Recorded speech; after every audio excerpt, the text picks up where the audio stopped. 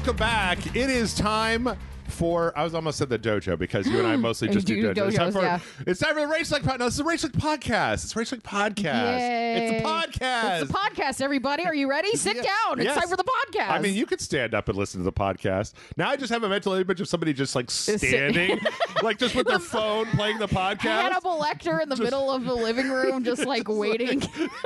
Just staring, not in a video, but just in that background of the family that I put on the YouTube video. Just like, yes, more podcast. Watch the waveform or something. Like, don't just look at the thumbnail, guys. Look at them. When we started this by the way, I'm Jeff, everybody. I'm Amanda. When we started the podcast, I remember I got that video of the family sitting in the living room, and I put them on there.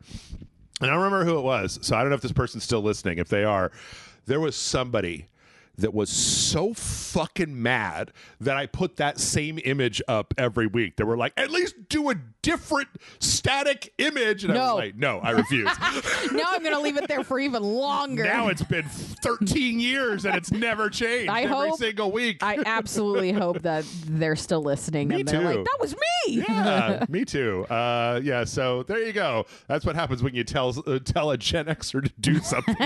I'm not gonna do it even more. Amanda, we have a nice Nintendo Direct to talk about this week, as well as a whole bunch of crappy AI news. So I know. I mean, like, I want to make sure that you know that I don't save it all up for you. It's literally everywhere now. You can't escape it. I hate it. So I hate it. Well, you're not going to be much of a fan by the time we get done. But we also have of controversy. No, of AI.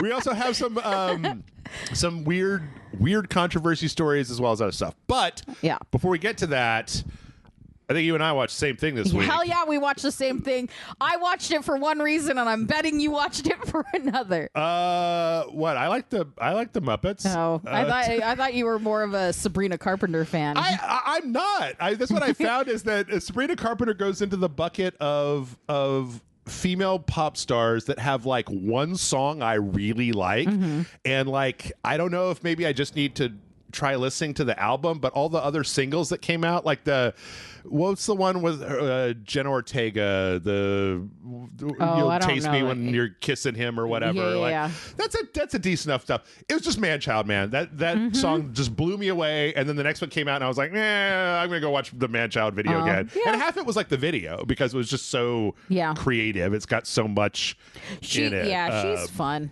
But I like her. Yeah, she was on the Muppet Show. She was on a kind of a weird pilot, kind of a half a pilot, I guess. Yeah, that was a pilot. The Muppet Show is only 30 minutes long. Yeah.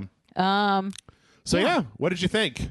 I thought it was good. I thought they crammed a lot into it. I think you could have edited out Maya Rudolph and you wouldn't have missed much. I was just like, why we keep cutting back to Maya her? Rudolph and Seth Rogen just kind of I almost feel like Seth Rogen's okay because he was the producer. Right. And so it's like, this is him being like, hey, everybody, I'm the producer. Yeah. And then I liked Maya Rudolph flirting with that weird, funky Muppet. What a beautiful day.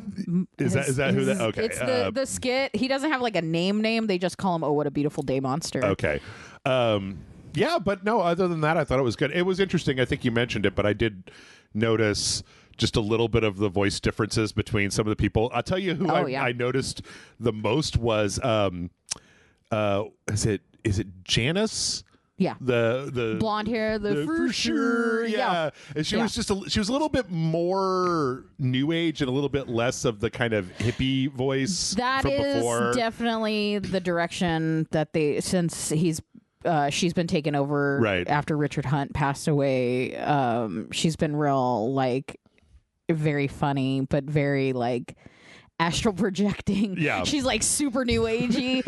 It's fun. When the Muppets Mayhem came out like 3 years ago, and you spent a lot more time with her, so I've just used to it. I also thought that I'm maybe not used to it, and it's like, okay, so they have to shorten all the songs, right? Yeah, because they can't do the whole song. It would just take up too much time. So they had the Weekend song. Rizzo did it. Rizzo. So people don't know that this is so like if you're not in the fucking weeds like I am about this stuff. Rizzo is kind of a big deal to bring back because Steve Whitmer isn't on there anymore, and that's his character, and they haven't used that character since he's been gone. So Rizzo hasn't been used since 2017. Okay. Well, I guess that explains why they had kind of a thing, like a specific thing. So they brought him on. Like, we knew he was back because they did like a little trailer thing with him or something. But he sounds great. Whoever's doing that voice, I don't know who it is, but he sounds really good. That was probably my favorite segment, was Rizzo singing a Weeknd song. I was like, why is this the one? I'm so out of it that I didn't know it was a Weeknd song, and I was like, wait, I think I've heard this before somewhere, and I had to look it up. But I guess the one that kind of like hit me, like poked my brain in a bad way, was they ended with that "Don't Stop Me Now," and it was like they cut so much out of that, and it was like, it clanged like, there was parts in that song where they say like, don't stop me, don't stop me, don't stop me, and they only did 2. And I was like, whoa, like, I'm watching this at 1.25 on YouTube or something. Bit, like, I don't know. I thought it was a good moment when it started, and then by the end of the song I was like kind of not into it anymore. I wish they'd had a little bit more to it. And I gotta say, I wish there was a little bit more Pepe in that whole thing. He only kind of had the one gag. I cannot get over that they had him dressed like The Rock. What? At the very end, he's in like a black turtleneck with a chain, and I was like, why does he look like The Rock right now? They've definitely had him in other clothes before. Yep. Yeah.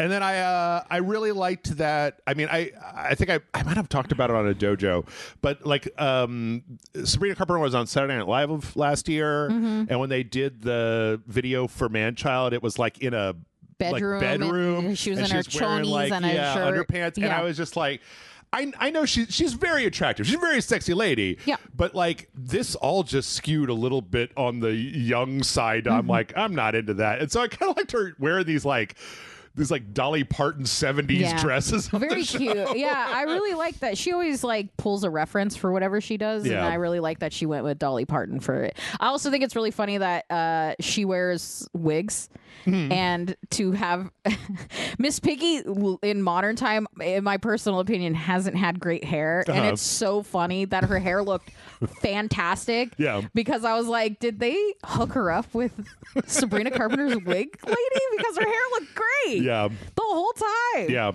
I also got it was like almost choking up at the beginning with that piano version of Rainbow Connection. Yeah. And then segueing right into moving right along, because like Muppet Movie is my favorite of their films. Oh yeah, arguably like the best one. Yeah.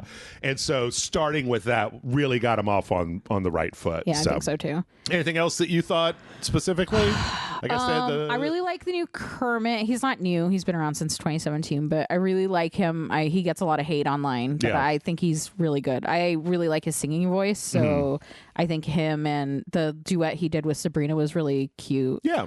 A lot of Miss Piggy. This whole thing was Miss Piggy. I forgot, when you watch the original Muppets, like celebrities got to request who they wanted to do. Who do you want to work with? What Muppet do you want to work with? Yeah. And Miss Piggy was by and large the most popular choice, and I never loved Miss Piggy like that. And it's so funny to like reboot it and then to just cram as much Miss Piggy in it as possible. And it's like, it makes sense. Yeah. Everyone always wanted Piggy, and it's just like, I hope we get other Muppets. I hope they take more time. Like, I would rather a longer song segment than just like keep shoving in more stuff. I would have rather had the last song been longer and cut celebrities from it, except for Sabrina. Like, the host or the guest star is fine, but I don't need to keep cutting back to humans and stuff. Yeah, you probably could have cut a little bit of the setup on the Gonzo joke, because it was like a recurring thing of him coming through yelling the actresses' names. I also think that I noticed that there was with the Muppet Labs and then with the Man-Child one, that there was like CG in there. Yeah, they utilized everyone's. Also, what kind of Junji Ito body horror was fucking going on there? Just like, and you grow eyes, and you lose your eyes, and you grow your eyes, and you lose your eyes. Like, holy shit! It took me a while at the end to figure out what was actually happening there. I was like, damn. Yeah, it was a lot. Yeah, and no Swedish Chef. I like the Swedish Chef. Yeah, I mean, he was in the background, but he wasn't. I liked it when Piggy went by him. Superb Muppet work. Like watching her come out and then go around and down the stairs in a shot. I was like, damn. This is also like a real unknown thing. This is also the first time in a very long time that they didn't digitally take out the arm rods. So you could see the arm rods. Okay. Which is weird. Yeah. But not weird. But like, it's just like you forget that you haven't seen them and then you see them and it's like, oh, right. I don't think I've consumed enough of when they were doing that. Yeah. That I didn't see anything about it. Yeah. So it's just a weird thing that like people brought up. Oh, also Walter wasn't in it at all. Like at all. Like all the other characters were in it. Walter's from the Jason Segel movies. Oh, the little guy. Yeah. The Man or a Muppet guy. Mm-hmm. Yeah. He was in both Jason Segel produced movies. Mm-hmm. And then he was in everything else throughout this whole time. Okay. And this is because even Robin was in there. We got the Phenomena guys in the background. You got the gangster dude. He's not in that. Johnny Fiamma, how dare you? But Johnny Fiamma and his best friend, the monkey Sal Manella. But no Walter, like nothing at all. Like full, he's not in the background. He's not in the intro, and you just never see him. He's just like gone, and people are like, "R.I.P." I guess, like, or maybe there's like a rights issue or something. Yeah, I don't know. I feel like it's a little bit of a like we're trying to keep a specific nostalgia, and he's a part of. The part we don't talk about, the branch that didn't grow. Yeah, I mean, this is also like a hopeful pilot episode, so he could always show up later if they bring. I also conspiracy theory think that they already got a green light and that they got it before all of this, and that this Sabrina Carpenter, like maybe if it's successful, was just to drum up like views. Okay. I mean, I'm all in favor of them doing Muppets anything. I mean, if I can, I love those motherfuckers. I got one that looks like me, right?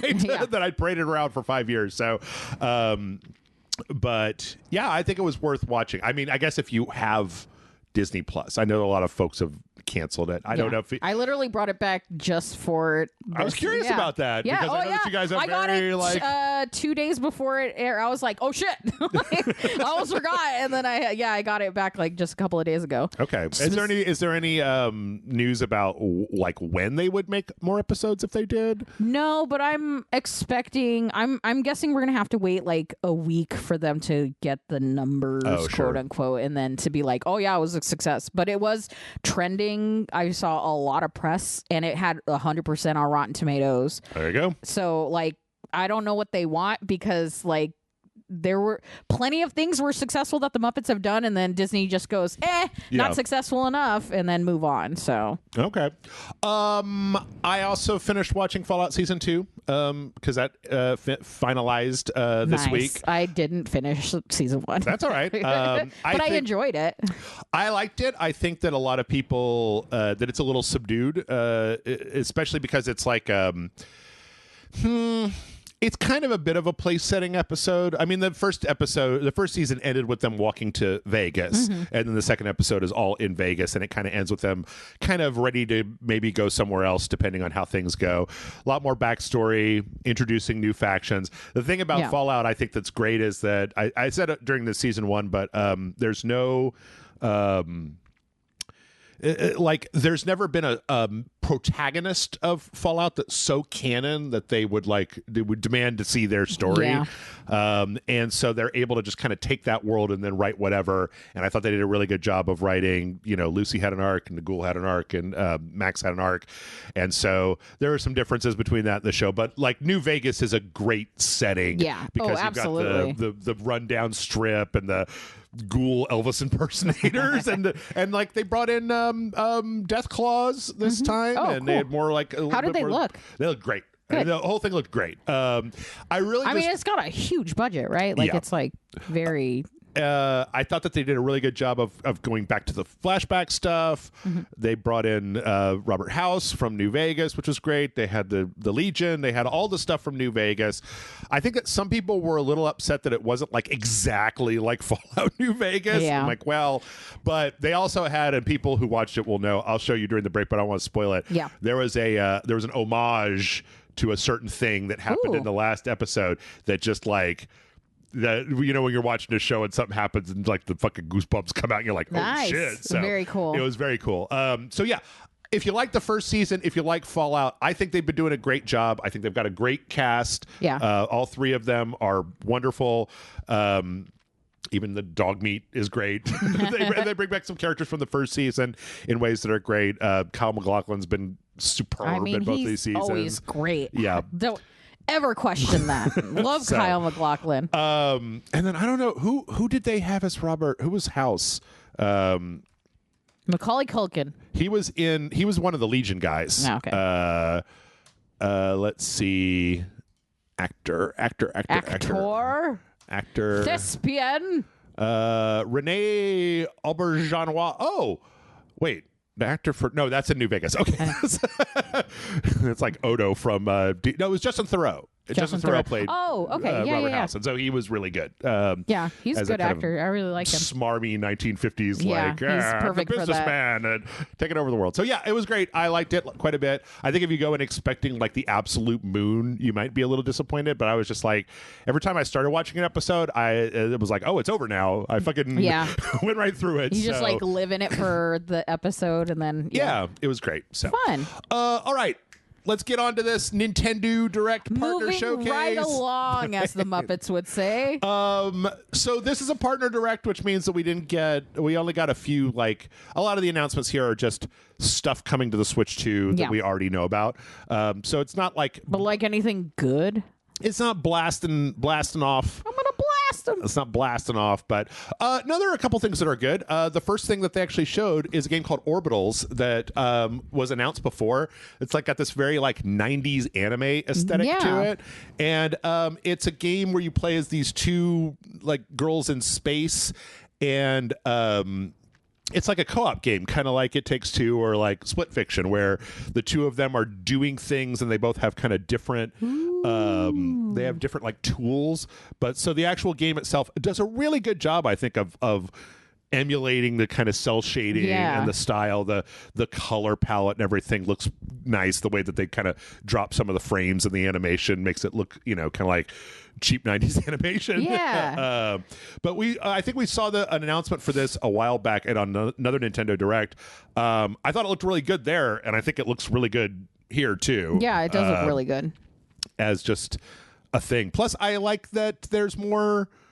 I like the enforced co-op games. Yeah. I really do. I mean, we had a blast of Split Fiction. So. Yep. Sequential. I saw people last year talking shit about Split Fiction, and I was like, what people? Go fuck yourself. Give me names. Give me names and addresses. I know. I don't remember where I was on the internet, but I saw some list that was like, oh, this was one of the worst games of 2025. Well, and I was if you don't have any friends to play with, I'm sure it wasn't as enjoyable. It was more just like, oh, the writing wasn't very good. And I was like, what? It was so fun. Okay, fine, whatever. Anyway, this looks great. Enough about that. Orbitals looks great. Orbital looks fun. Yeah, it looks great, and I like the character designs and everything. It's weird sometimes when they do this homage stuff good enough that you're like, I feel like I watched that show, even though that show doesn't exist. I have the opposite. Anytime I see anything that looks good, but like vaguely like something else or like reminiscent of something else, I'm always like, is that AI? Was that AI? Did they pull from AI? Yeah. Anyway, that's coming out in the summer. And then the next thing that we saw was interesting. I don't know if you and I played it. Did we play this game Paranorma Site, where it was like this guy came out and talked to you, and you were like in a park in Japan, and you were like looking for ghosts? I know that I played the game on RageSelect. All of those words sound familiar to me, Jeff. It's got a Sometimes you describe games and you're like, where it's like a ninja and you like punch a guy and it's like, no. Yeah. Okay. Let's see here. Paranormicite. Oh, it was me and Michael. Okay. So no. I'm not Mike. You know I'm not Michael, right? So this game came out like 2 or 3 years ago, the first one of these, and it was like a series of little visual novel investigations. Yeah. That was in this very kind of cartoonish Japanese like kind of format. You can kind of spin around and move a little bit, but like not a lot. Dark. And it's very dark and violent. Yeah. This one is called Mermaid's Curse or something like that. And it's like this guy and a mermaid tries to get him, but the mermaid is him. And then he wakes up on an island and there's a bunch of weird characters. Fellas, do you ever get into the ocean and a mermaid tries to murder you and it turns out you're the mermaid that tried to murder you? Yeah. So I don't know. Like this was one of those, the first one was one of those games where it was on a lot of like, more people should be playing this list. Interesting. So, and we had a lot of stuff on this list that's coming out in February. So this is February 19th. Ooh. Yeah, I don't know. First impressions, anything jump out I mean, at you? I like how more like it looks like it wouldn't be, and then it's just like here's a rotting corpse, and it's just like we're going for it. Yeah, huh? it's anime, but it's also like kind of Hellboy dark lines in some places. Like it's a little unsettling. I'm into that. And then there's just like one clip of a woman with like a mirror looking behind her, and I'm like, oh, I don't know why, but I got like a little heebie-jeebied out over that. I think the first one was a thing where there was like you were hunting ghosts, but then there was also some kind of like competition death game thing going on. I don't know. Maybe I do need to go back and play the first one. Yeah, do you remember if y'all enjoyed when you played it? I think we did. It was kind of when was the first one? I bet it was like Norma-site.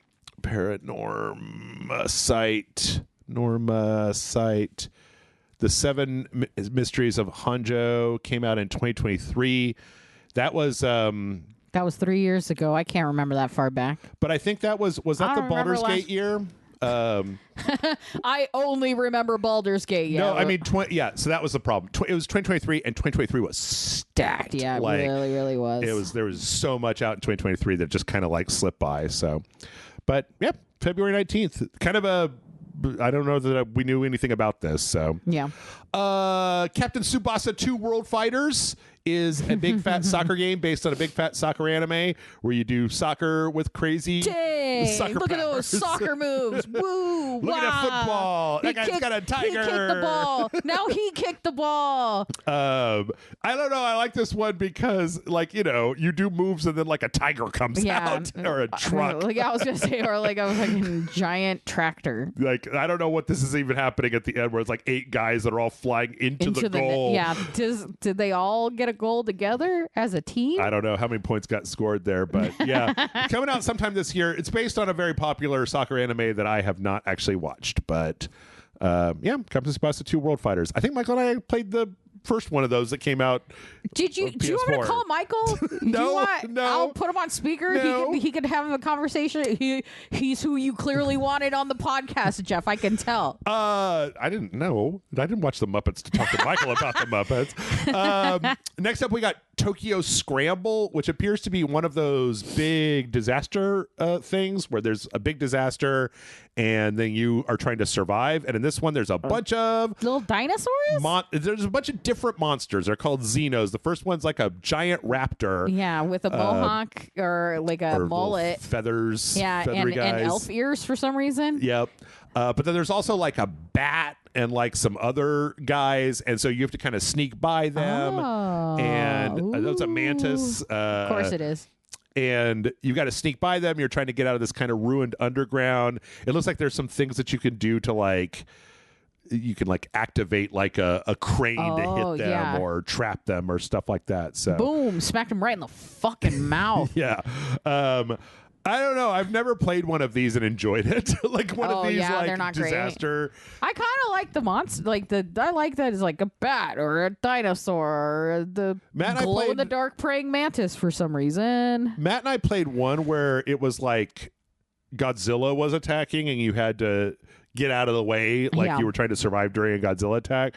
One thing I thought was really interesting though is they talked about said share controls with other players, but when they showed the selection for this, it's like, wait, one person has the movement button and one person has the camera button and one person has the actions button. Are you telling me that the four of us are controlling the one character? All right, I've got this idea for a dojo, Jeff. No. No. We all roll for what we're gonna play. Oh God, she's gonna die. She's gonna die so hard, like, so many times. Did not get out a tutorial. Yeah. Anyway, Tokyo Scramble, and that's coming out February 11th, like next week. Yeah, very soon. Yeah. Okay, so now I think we're gonna get into a little bit of the this is stuff that's already out that's coming to the Switch too. Mm-hmm. So Valheim is a kind of Norse coded survival game where you play it online with your friends and it's kind of ugly. Yeah, I played it on Steam when it came out, and everybody wouldn't shut up about it. I was like, I don't like it. It looks gross, and I hate it. Yeah, it looks like it's a phone game from 16 years ago. I feel like it needs either to be more detailed or less detailed. Yeah, well, yeah. This is one of those things of like you probably would have benefited from just being way more stylized, like just pixels on. Yeah. Geometry or like you have to go all in and try to make it look as realistic as possible, but this looks like it's dated. Yeah, I think that it's got some level, like they showed there, that if you build like a fire in a house without a chimney you'll die. Like, so I think it has a certain amount of like mechanics, like hardcore mechanics that are probably satisfying to get, but then you're also supposed to go out and fight big Norse monsters to get stuff. Yeah, so. I mean, I don't mind the monsters, but yeah, I don't like the way it's a little ugly. A little ugly. Sorry, guys. Yep. Hollow Knight is getting never heard of it. An update for the Switch 2 that I think is probably just going to make it look a little better and run a little better. Yeah. Pretty sure that's already out. So yeah. Congratulations. Oh yeah. Apparently. Okay, so Konami had a soccer series that was called PES, and apparently PES is now called eFootball. And so eFootball Kickoff looks like a really fucking generic, low-rent soccer game. Yeah. That I'm sure will sell like fucking crazy. Yeah. Because I would rather play the anime soccer game. Me too. They were more like dragons and trucks and stuff. Maybe that's why, because it looked cool as This fuck. One's got real life players in it. Yay. You can bend it like Beckham. I couldn't name a currently playing soccer player. Yeah. Anyway, I don't know. That looks kind of stupid. Whatever. It's coming in the summer. Then we got The Adventures of Elliot, Millennium Tales. I think that this is a very poor, it's named after their protagonist. The main protagonist is called Elliot, and so it's The Legend of Elliot. Yeah. And I think it's a really unfortunate name. The Exciting World of Bob. This is that HD 2D thing that they've done with like Octopath Traveler and the Dragon Quest, but this is an action game. So, and it's kind of an interesting hook where it's like you're in the same area but during 4 different time periods. So it's like the dawn of man, the age of magic, the rebuild after the fall, and then like the modern day, and you're kind of going Elliot between just traveling through all of this? Yeah. Going between the different areas and talking to people and bringing stuff back and forth. Age of safekeeping. So I don't know. It looks like it could be okay. I've never enjoyed. I think after looking at it for a long time, I've never enjoyed the look of this thing. Yeah. This style enough to actually play one of the games that's in it. Yeah. Like I'd almost rather it just be SNES ripoff 16-bit. Yeah. Also, why does he look like a red pimp? I don't know. He's got a hat. He's got the hat with the feather in it. It's the hat with the feather in it. With a cape that matches. It just looks weird to me. He looks like he should be dressed as the Red Mage with like the little like Robin Hood cap. Oh, yeah. But he's just wearing like a fedora. Yeah. So, he's real miladying out there. Yeah. Yeah, something about it. It's a little weird. It's a little bizarre. I mean, who knows? Like, I think it might be like something specific that. Like, this might be a game that came out in Japan and was well beloved and never came over here. Has a crowd or a or maybe Elliot is something from a thing. Damn, Elliot! You guys don't know about Elliot? How fucking embarrassing! June 18th. There's a big Bomberman collection. I don't. Fuck yeah, that's horrifying. What the fuck? That was just like a floating clown head. Yeah, that's one of the bosses. I don't understand Bomberman. I've played it a bunch of times, and it always seems like not very fun to me. But like, okay, I agree. So it's a bunch of different Bomberman games all together with some retro stuff. Whatever, man. It's fucking fine. It's Bomberman. It's like a boss rush. Bomberman. That Final Fantasy VII Part 2, Remake Part 2, Rebirth is coming to the Switch 2. Yeah. They put out the first one. I mean, I guess this is the first time in a long time that you've been able to play a Final Fantasy game on the Switch because the new ones require a lot more hardware. So, but yeah, I mean, cool. If you're into that, then cool. That's cool. That's cool. It's pretty cool. Be cool. June 3rd. Yep. We got another Pragmata trailer. So Pragmata's coming out on the Switch too. This one with the guy on the moon and the little cyber girl. Freaky robot girl. Yeah. Not a lot here that we haven't already seen. Since this is a Nintendo thing, they show off the mechanic of like, oh, they got these robots and you can't really hurt them, but then the little girl can open them up with a little mini game where you can start blasting on them. And she's gonna hack them. Yep. Sure. Children of the corn ass girl. I did notice though one thing that I didn't notice before, and that's that you control this little mini game with the face buttons, and I'm like, oh, that's good. Yeah. Because at first I thought it would be like the D-pad, and I was like, well, then I can't move and do that at the same time. So somebody's paying attention. And then I don't know if this is the Switch 2 version, but it does look a little bit rougher than the PC versions I've seen. So, but that's what you get. That's what you get. Yeah, you'd be happy with your Capcom games on April 24th. Let's see. Oh, yeah. This is the next up. There was a Turok game. This is the Turok game that Saber Interactive is making. They're the ones that made like that Warhammer Space Marine 2 game. Okay. And so it's got kind of an online component. God, I haven't thought about Turok in a long time. And it was weird because I think there was like a teaser for this a while back and I didn't really know what it was. And I think I found out what it was is that it's Monster Hunter. Is that it's going to be like, you hunt the dinosaurs to make better gear to hunt more dinosaurs. I don't know if it's got like a plot that you're trying to go through at the same time. Yeah. But if they do decide to just make a dinosaur hunter in the Turok universe, I can see that being very successful. Yeah, that makes perfect sense to me. For both Monster Hunter fans and Turok fans. Are you guys out there? Hello? Are you guys clamoring for a new Turok game where you get to play as a bunch of Turoks and Lady Turoks? Turok and the Turoks? You're Turok and my Turok. Fall of this year. So that's coming out. Nice. Let's make sure we got time. Yeah, we got time. All right. There was another game called Kyoto Xanadu. This is from Nihon Falcom, which I've been seeing more and more of them as a company. They've been putting out some of those Tales games. This appears to be some kind of it's like there's another world full of monsters, right? Yeah. You have powers, so you end up going to Monster High School. Under Monster High School, there's a big labyrinth that you have to go through full of monsters. Right. So you're going to go down there and you're going to play like a side-scrolling action game. That is not what I thought the gameplay was going to be. That also, apparently this is the labyrinth part, but then they show later on that there's also kind of like a 3D action part. So there's some side-scrolling and there's also some 3D action. That's not the worst thing in the world to mix. There's also some fucking deck building shit going on. What the fuck was that? Well, it's like Persona, right? During the day, you're like making friends and forging links and something. I don't know, man. I'm confused. I watched it twice and I was confused both times. I was like, what? Okay, so what are you? Are you Persona? Are you Metroid? Are you fucking Dark Souls? They're like, yes. And I'm like, that's too many things. Yeah, you gotta parse that down. Yeah. An amazing game. I believe Hey, it's Digimon. Yeah, the Digimon Story Time Stranger is coming to the Switch too. We played it. We liked it. Mm-hmm. My brother keeps trying to get me to play Digimon games, and I keep not doing it. That one seemed kind of interesting because it had an interesting kind of time travel element to it, where you're like the time cops that are trying to figure out how to... My favorite Jean-Claude Van Damme movie. Yep. Grand Blue Fantasy Relink.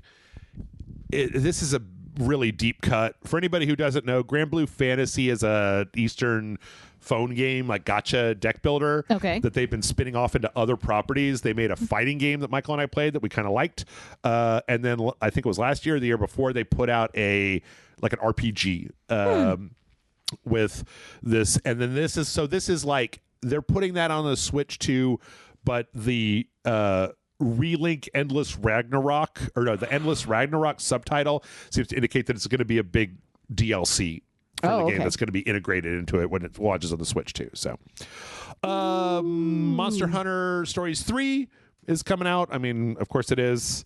This is the Monster Hunter narrative game.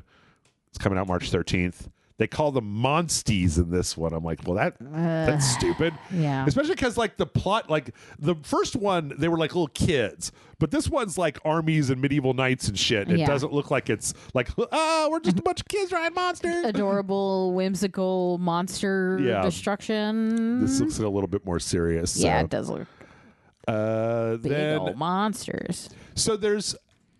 Okay, this is a little bit weird. There's a thing called Arcade Archives. Like you see it on the PlayStation and the Switch all the time. It's just about porting old arcade games, basically, and letting you buy them for $10 a piece. So they announced that there's going to be a new set of those called Arcade Archives 2, Rave Racer, which I think is in the Ridge Racer series. But then they also announced this new thing called the Console Archives, which I think is just putting out emulated version of old console games. Okay. Which seems like a weird thing that would be on the Switch, considering the Switch has like their backwards compatibility library that they're selling you for money. Yeah. And the first two things that they announced is Console Archives Doraemon, which apparently is only in Japanese. So they're not doing shit. It's just like, we put the ROM in the thing and you can give us $8. But then what was weird to me was that the other one was, the Sonic Wings special, which I don't really know what that is, a snowboarding game. Ninja Gaiden 2, which is like a straight up Nintendo game. Yeah. Or, I mean, like, it wasn't made by Nintendo, but it was an NES game.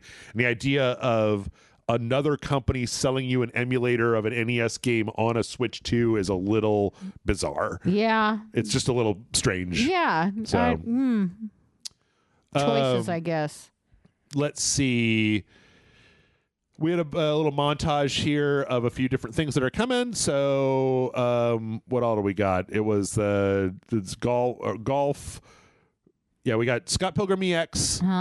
Another Eden Begins, which is some kind of turn-based RPG thing. Reanimal, WWE 2K26. Don't fucking buy it on the Switch. It's already going to be a mid-game. Do not buy it on the Switch. Well, maybe guys. on the Switch too.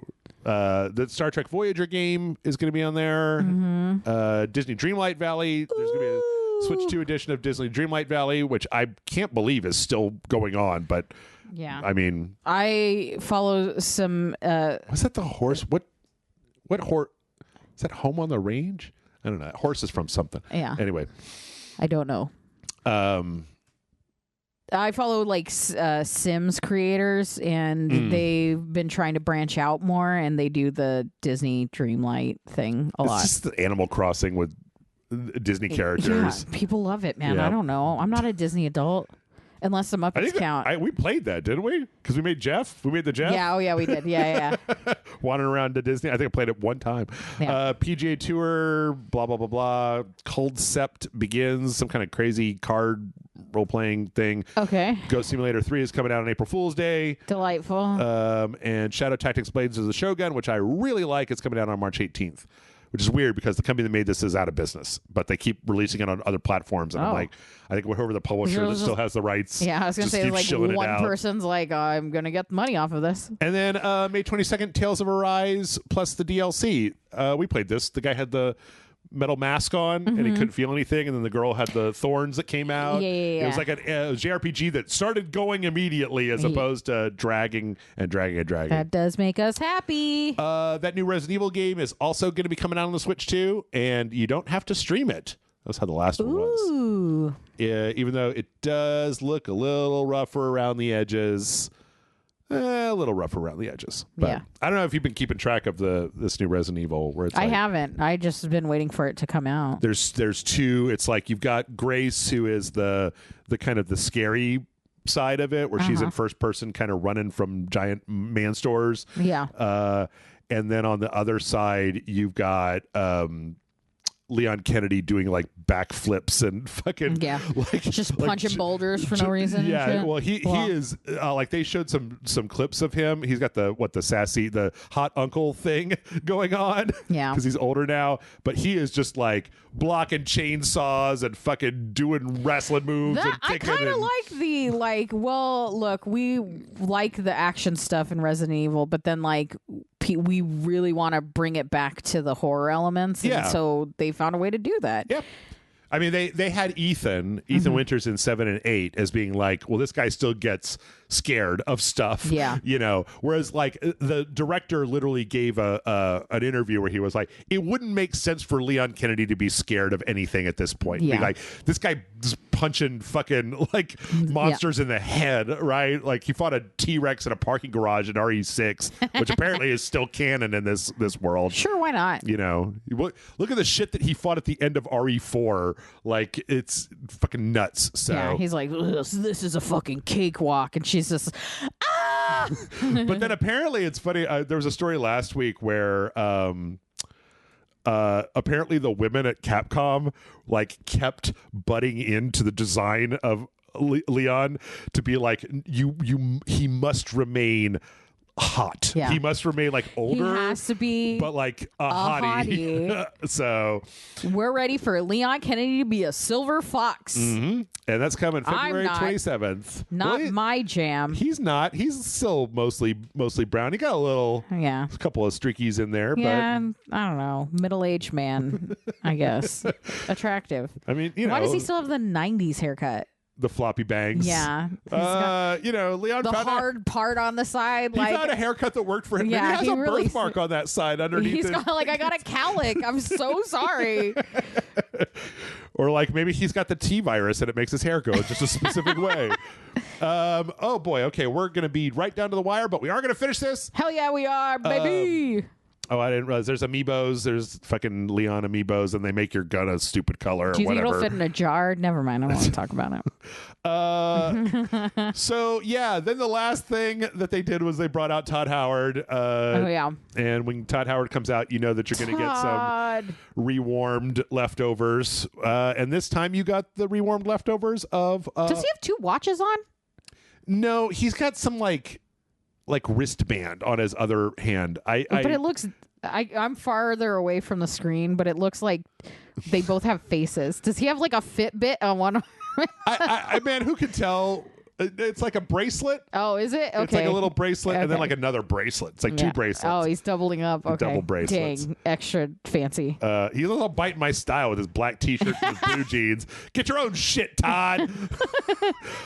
So yeah, if you want to play Fallout 4 again, you can buy it on the Switch too. Fuck yeah. There you go. You can get the anniversary edition that everybody hated of the Fallout game that everybody fucking hated. So if they put out, I'll be honest with you, if they put out a version of New Vegas on the Switch 2 right at the end of this show, they probably would have sold a lot more than fucking Fallout 4. Same fucking conversation we had last when the first season finished, where it's like, if you had something waiting for the fans, they would have wanted to play it. They do. They put the ghoul in Fallout 76. That's not what I mean, and you know it. You absolutely know it. God damn it. I said a game that people want to play, Jeff. Not a game that like 8 people spend a lot of money on. Yeah. Anyway, so yeah, if you want to play Fallout 4 on the Switch 2, that's great. Whatever, man. I don't. That's on you. I'm not here to judge. Yeah, I'm not here to yuck your yum. You do whatever you feel like. Also, they put Indiana Jones on there, which is great. I mean, like, I thought that Indiana Jones game was fantastic. Yeah. I already played it, so you can't really get me super excited about a game I played last. Oh, like it hurts to rewatch Indiana Jones over and over again? Man, I got games to play. Shit I got games to fucking play. I got a list. I checked it twice. So yeah, that was the Nintendo Partner Direct. So a lot of like some stuff, you know. Oh, also Oblivion a lot of some remastered. stuff. there was stuff that. What did you call it? A trail mix? It's a gorp. It's a big fat gorp of trailers. Yeah. The glorping around town. Yeah, I mean, there was a few things in there that were semi-exciting. This is the problem that I had when some of these things happened with the Nintendo Switch 1, where it was like, that's cool and all that Nintendo Switch 2 people can buy these, but like, I already played that game. Yeah, if you're definitely like multi-console owner, a lot of this is probably not as exciting unless you're like they front-loaded it though. That Paranormal Sight and then Orbitals and Tokyo Scramble to a degree, those were pretty fun. And then we just kind of get into like, okay, you could play this, you could play this, you could play this. Yeah. So I mean, it's a partners direct. I don't expect like my mind to be blown. Yeah. Actually, it's funny because we can wrap it up with this and then come back to that. There was an earnings call from the Nintendo, because we're kind of in the middle of earnings call country. Yeah. And they talked about how the Nintendo, I didn't actually know this, but apparently, do you know what the best-selling console of all time was? Like ever? Ever. History of all mankind. N64? It was actually the PS2. Oh, okay. And it was, what the fuck website? Stop trying to autoplay videos and shit. No. Right. So the Switch is at 155 million lifetime sales, and the lifetime sales limit, at least according to this article, I didn't like fully look it up, is 160 million on the PS2. Huh. So if the original Switch can sell 5 million plus units, it will be the best-selling game console of all time. Interesting. Apparently, from the Switch's launch, the Switch 2 is actually selling faster than the Switch 1. Which is crazy because everyone bitched about it. Yep. Selling faster than the Switch 1. They found that an uptick in, this was stupid. I don't even know why they put this down there. They did it like I was saying. They saw an uptick in digital purchases on the Switch 2, and it's like, yeah, you guys charge $10 extra for Mario if I bought it physically, right? Like, and half the games we made it so that it's more convenient and cheaper if you bought it digitally, and surprisingly, people bought more things digitally. and not just that, but they also have those code cards where it's like the game isn't on there, it's just a download link. And it's like, well, if it's just a fucking download link, then I don't need a piece of plastic. I could just buy it. Yeah, I don't want to clutter my shelves with the empty box. Yeah. Playing users are down year over year. There was no mention of Metroid Prime 4, which means that it probably didn't chart at all, which means it probably sold less than 1 million units, which is... I mean, I played that game and found it to be aggressively mediocre. I don't know why they would put that out. Like that's the meanest insult. And you're not the first person to use it, but every time I hear aggressively mediocre, I'm always like, that is the one thing I hope nobody ever says to me about something I love. Fine. Yeah. It's so okay that I'll forget it existed. Yep. It's like crazy. So the big problem right now is apparently the attach rate is down, which means that they aren't selling software, is that people are just playing older Switch games on their Switch 2s. What fucking games do they want? Like, what the fuck? The invisible new games that they're coming out with, or what? So they do. So here's the numbers that they have: 14 million copies of Mario Kart World. Donkey Kong Bonanza did about 4.25 million sales. Pokemon Legends ZA was about 4 million sales in the Switch 2, and Kirby Air Riders broke 1 million sales. Which, I mean, of course, because there was nothing else to play. Also, that game is fucking delightful. So yeah, that was very fun. But this is nothing compared to the Switch 1 and the 1-2 punch of Zelda and Mario at launch. Yeah, so they can't act surprised they didn't do that again. Do you know what I mean? Which I think it maybe explains the partner showcase, where we could show off all the games that you can get that are going to run better on your Nintendo Switch 2 in February. Yeah. But yeah, they need a reason. They need a good reason. Yeah. And John and I haven't purchased a Switch 2, and a big part of that is just like, why would we? We don't feel like it's necessary right now. I played 3 games on my Switch 2. I took my Switch 2 with me when I went out of town over the holidays. I played Kirby Air Riders. I played Hyrule Warriors Age of Calamity because I like that franchise, but I didn't want to play it at 30 frames per second on a Switch. Runs at 60 frames per second on Switch 2. Okay, I'll play that. Yeah. And then I played the Metroid Prime 4, and by the time I got to the end of it, I was incredibly falling asleep. Well, I got to the end of it, and it was like, I don't even understand what the fuck just happened here, and the ending sucked. Like I hated the ending, and the idea, like they had this whole thing where you had this motorcycle and you're driving it around across the world. Okay, so this is briefly because I got to get this off my chest. Yeah. They made an open world, right? In the middle of the open world. It's a big square. And in the middle of the world, there's a big tower. That's the place you go at the beginning and the end of the game. And then the levels are in all four corners of the map, and one's on another side. And then in between, there's a giant desert. And in the desert, there's like these green crystals that you have to get like 10,000 of to upgrade a thing. And also there's like 6 shrines that you can go to get like upgrades to your charge shots. So think about this. You go to the thing that's in the bottom right hand corner, and when you go there, you're in that level, and you get a thing, and that thing is like, oh, this is the beam that I needed to unlock that door in that other level. So to get to that other level, you must exit that level, get on the motorcycle, go, and then just drive through nothing for like 5 minutes to the other side of the map in order to go into that thing, and then you walk all the way. There's no fast travel in the game. And it's like, you made an open world, but you forgot to put anything in it. So I don't give a shit. It's like, well, you'll get attacked. It's like, oh, good. So it's irritating as well. So like, not only is it take a long time to travel, but you actually put obstacles to make it even longer to travel. And it's hard to get the green crystal. Like, you have to bash your way through these green crystals, or like Akira slide your way through them in order to like break them. And it's hard as shit to break all of them in one go.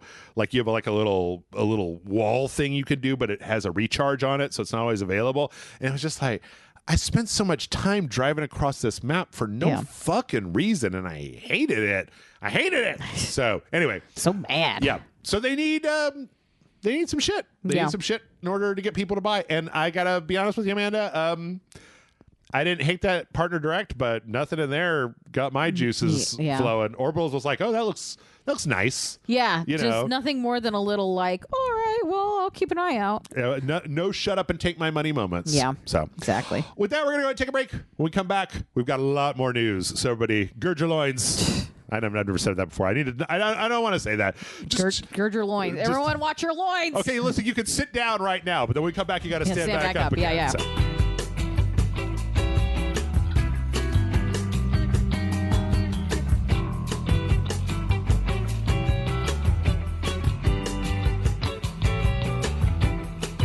And we're back. So stand up. Yeah, everyone get up. Back up. You had enough. That was enough time. You're rested. We're standing too, as far as you know. Yeah, I'm very tall. Yes.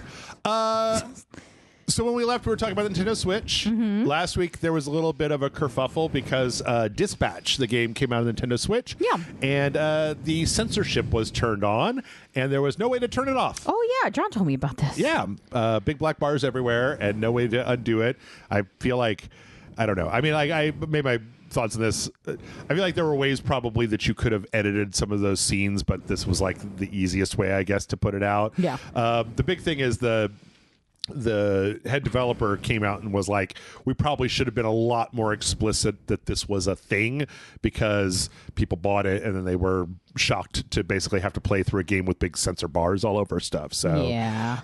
But they were talking about it, and one of the biggest questions is okay, so Cyberpunk 2077 and The Witcher both have dongs that are out on the Switch that don't have black bars over them. And actually the way that it works is that in the... Go on. Which games again? I need to write this down. In the Japanese version, there's 2 SKUs on the Switch, so that everybody else in the world gets nudity and Japan does not. And the question was like, well, why couldn't you guys do that with this? Where if you buy an American version, it's got dongs, and if you buy a Japanese version, no dongs. And it was very strange because Ad Hoc came out and basically said, like, contractually, I cannot say anything else about that when asked. Like, what does the contract say? Yeah, I don't know. I mean, probably what happened here is that they wanted to put it out on the Switch, and Nintendo made them sign a thing that was like, well, you got to put in the censorship. Yeah, no dong. Sorry. No dongs, even though we've got like hentai games and CD Projekt Red games on our thing. No dong dispatch. That's what I always say. It's just called Ispatch because there's no D. Hey, all right. Boo! Everyone sit back down. Nobody stand for that. Nobody stand for that. That was my best one. I won't stand for it either. Go out of hideout. Thank you. Good night. Anyway, so it's just a little weird. Like, it's a little weird. Yeah. But and disappointing. The thing that irritates me about it is that like it would be one thing if they re-edited the game so that like, you know, when Blonde Blazer has the nip slip, it's like from behind or something, you know, or her nipple is like off camera, implied nip slip to the point. I mean, fucking TV shows have done that. Yeah, They're for on, years and years. Yeah, it's just the idea of slapping a big fat black censor bar over it is like actually it makes it worse. Yeah. Well, it's distracting and gross and like, come on, guys. So just show the nipple. Just show the nip. Just get comfortable with the nip. Yeah. All right, you guys can stand back up. I'm sorry about that. All right. Who's ready to talk about the AIs? It's all just right, I gotta me. go. I gotta head out. You wish I'd ended the podcast. So last week, something really fucking stupid happened, Amanda. Every week, something really fucking stupid happens, Jeff. Okay, so do you see, these are the stock prices of Take-Two, Roblox, Unity, and App Lovin'. I don't know what that is. And you see how they all... we got some App Lovin'. Blam, they all like blam down. They all blam down. Yeah, they all on January 30th. Down. Yeah. So Google announced this thing called Project Genie.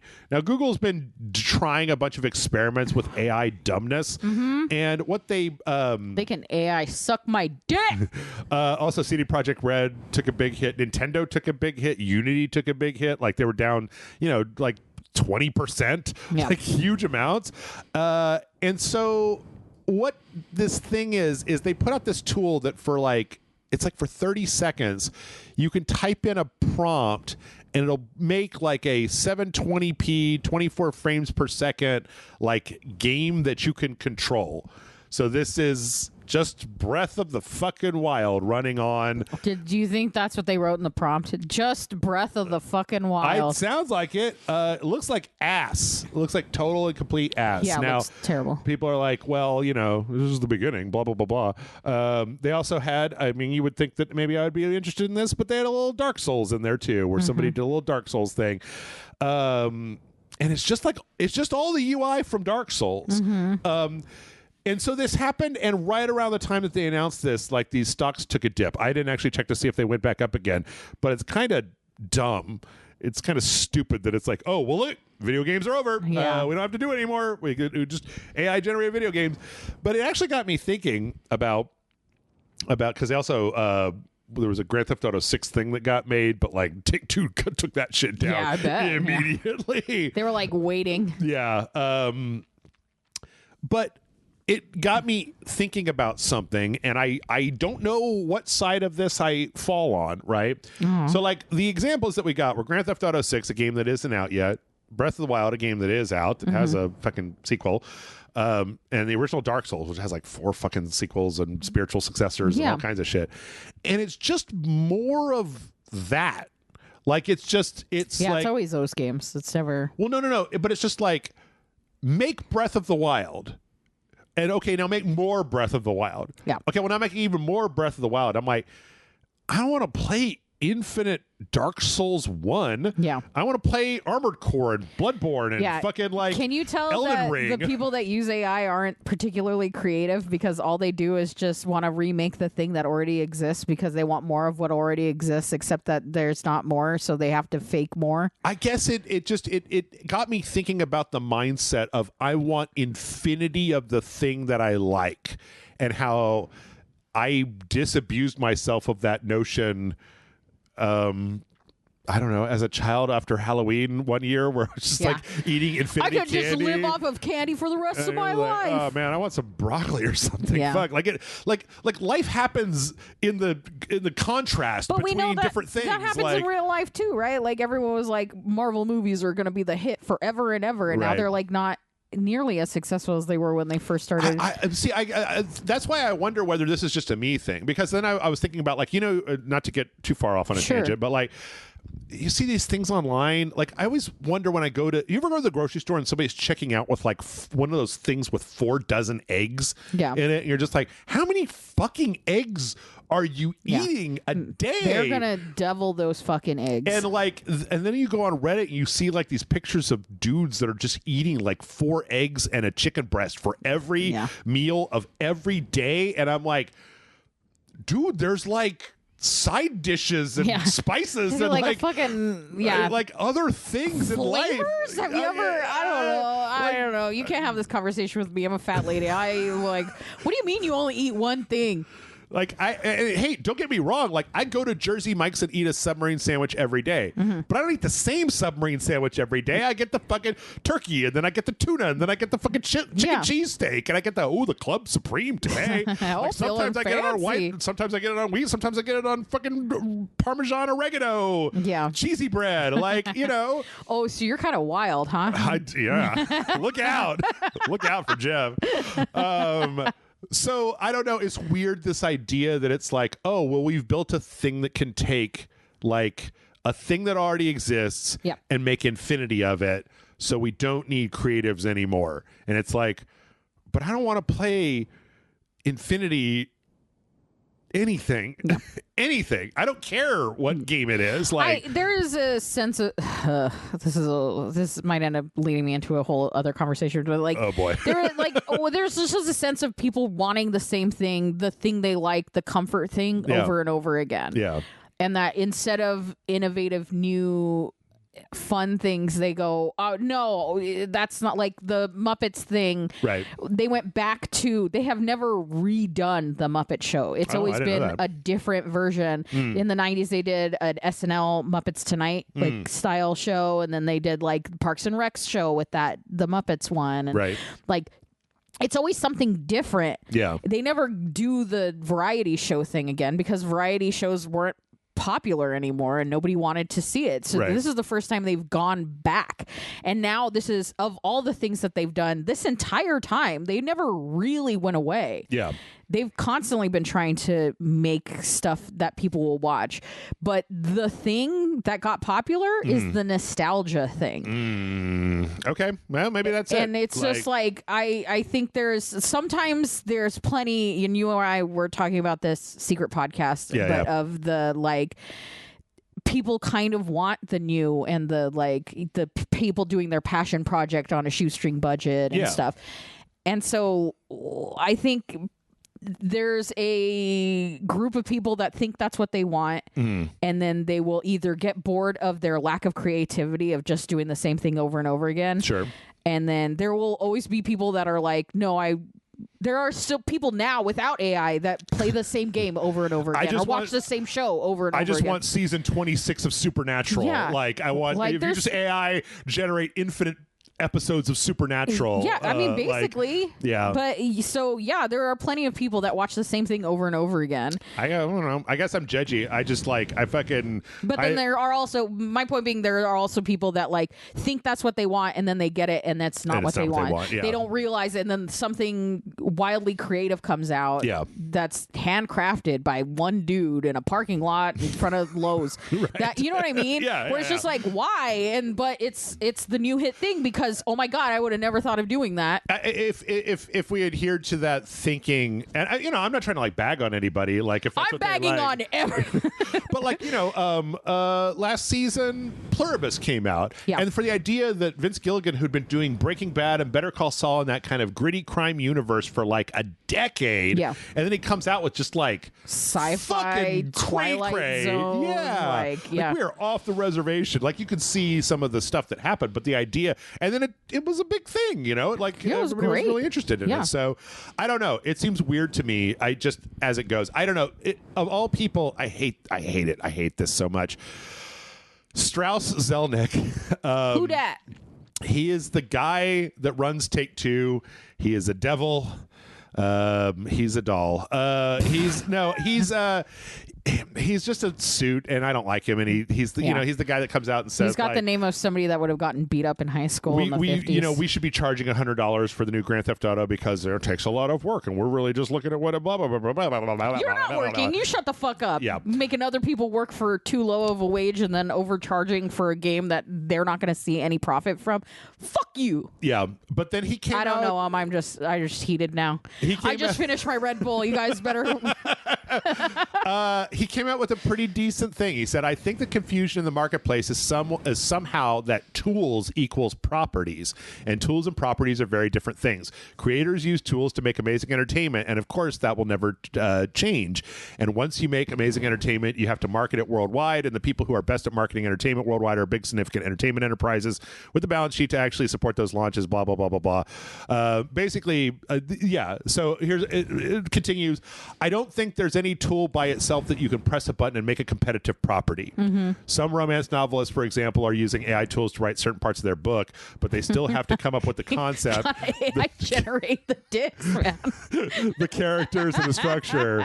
I don't think you're going to find hit movies, hit novels, hit songs being entirely created with technology with no creator interaction. It's just not the history of creativity. Or even if there is, I mean, like on a long enough timeline, if all AI can do is derivate on things that already exist, you eventually reach a tipping point where it's like, well, there is nothing new. So what are you going to steal from for the next thing? Right? So I don't know. I'm still looking at it, and I feel like I have to have faith that people are better than that. I'm seeing rumblings that it's like they just can't make it a thing. They just can't make fetch happen, where it's like 35% of humanity is just like, I don't know what you want me to use this for. Like, it seems like you built a tool that helps with coding, can do some art stuff, and also drives people crazy. And I don't need any of those right now. Like, I'm cool. I could drive myself crazy. Thank you so much. Like, I don't even know how many people, even adopted a Siri like into their lives. Yeah, I hate that shit. Like, or Google, hey Google, whatever that thing is called, right? Like, I don't know that many people that are like, no, I really need a computer to do stuff for me. Yeah. It's like, well, I'm an adult and I already know how to do this stuff. Like, if the computer could clean my house, I would get one. I would get a large language model if it could fucking vacuum my house. Yeah. But it can't. Like, I just want a C-3PO to come and translate things for me. Like, I just wanted to walk around and be befuddled. Oh, no. Oh, my. That's really what Master I'm hoping Jeff, for. help me down the stairs. I just want an R2 unit to walk around and whistle some cuss words at people. You know what I mean? So here's another dumbass thing that okay, let's be honest. This is a patent. Patents don't get made into things. Yeah. Sony has been patenting some AI bullshit. Like, they had this one thing where the game would just play itself if you were having a hard time with a piece of it. And I'm like, why? Are you guys trying to speed run WALL-E? Is that what you're trying to do? Like, that's so weird. They're like, and for an extra $100, the game plays itself. You don't got to do shit. It's just like, what am I doing? Why don't I just go on YouTube and watch a Let's Player then? Like, I don't understand. So this, what was the quote on this? Video game platforms currently lack the ability to provide unique and targeted content to gamers to update the gamers about things that are happening on the platform. There are currently no adequate solutions to foregoing computer-related technological problem. Okay, this patent basically is a thing where you turn on your PlayStation and an AI looks at what your friends are doing, what's in the news, and what you've been playing, and creates a fake podcast with the voice of one of the characters from the games to try to entice you into doing the thing. And I'm like, this is, again, an answer to a problem that I don't have, where it's like, when I turn on... breach in the SAG-AFTRA contract that they have with the actors? I feel like they had a whole thing about using their voices for AI. I don't actually know. They did the thing with Aloy where they made an AI voice bot out of Aloy. But the idea that I'm going to turn on my PlayStation and be like, I wonder what to do.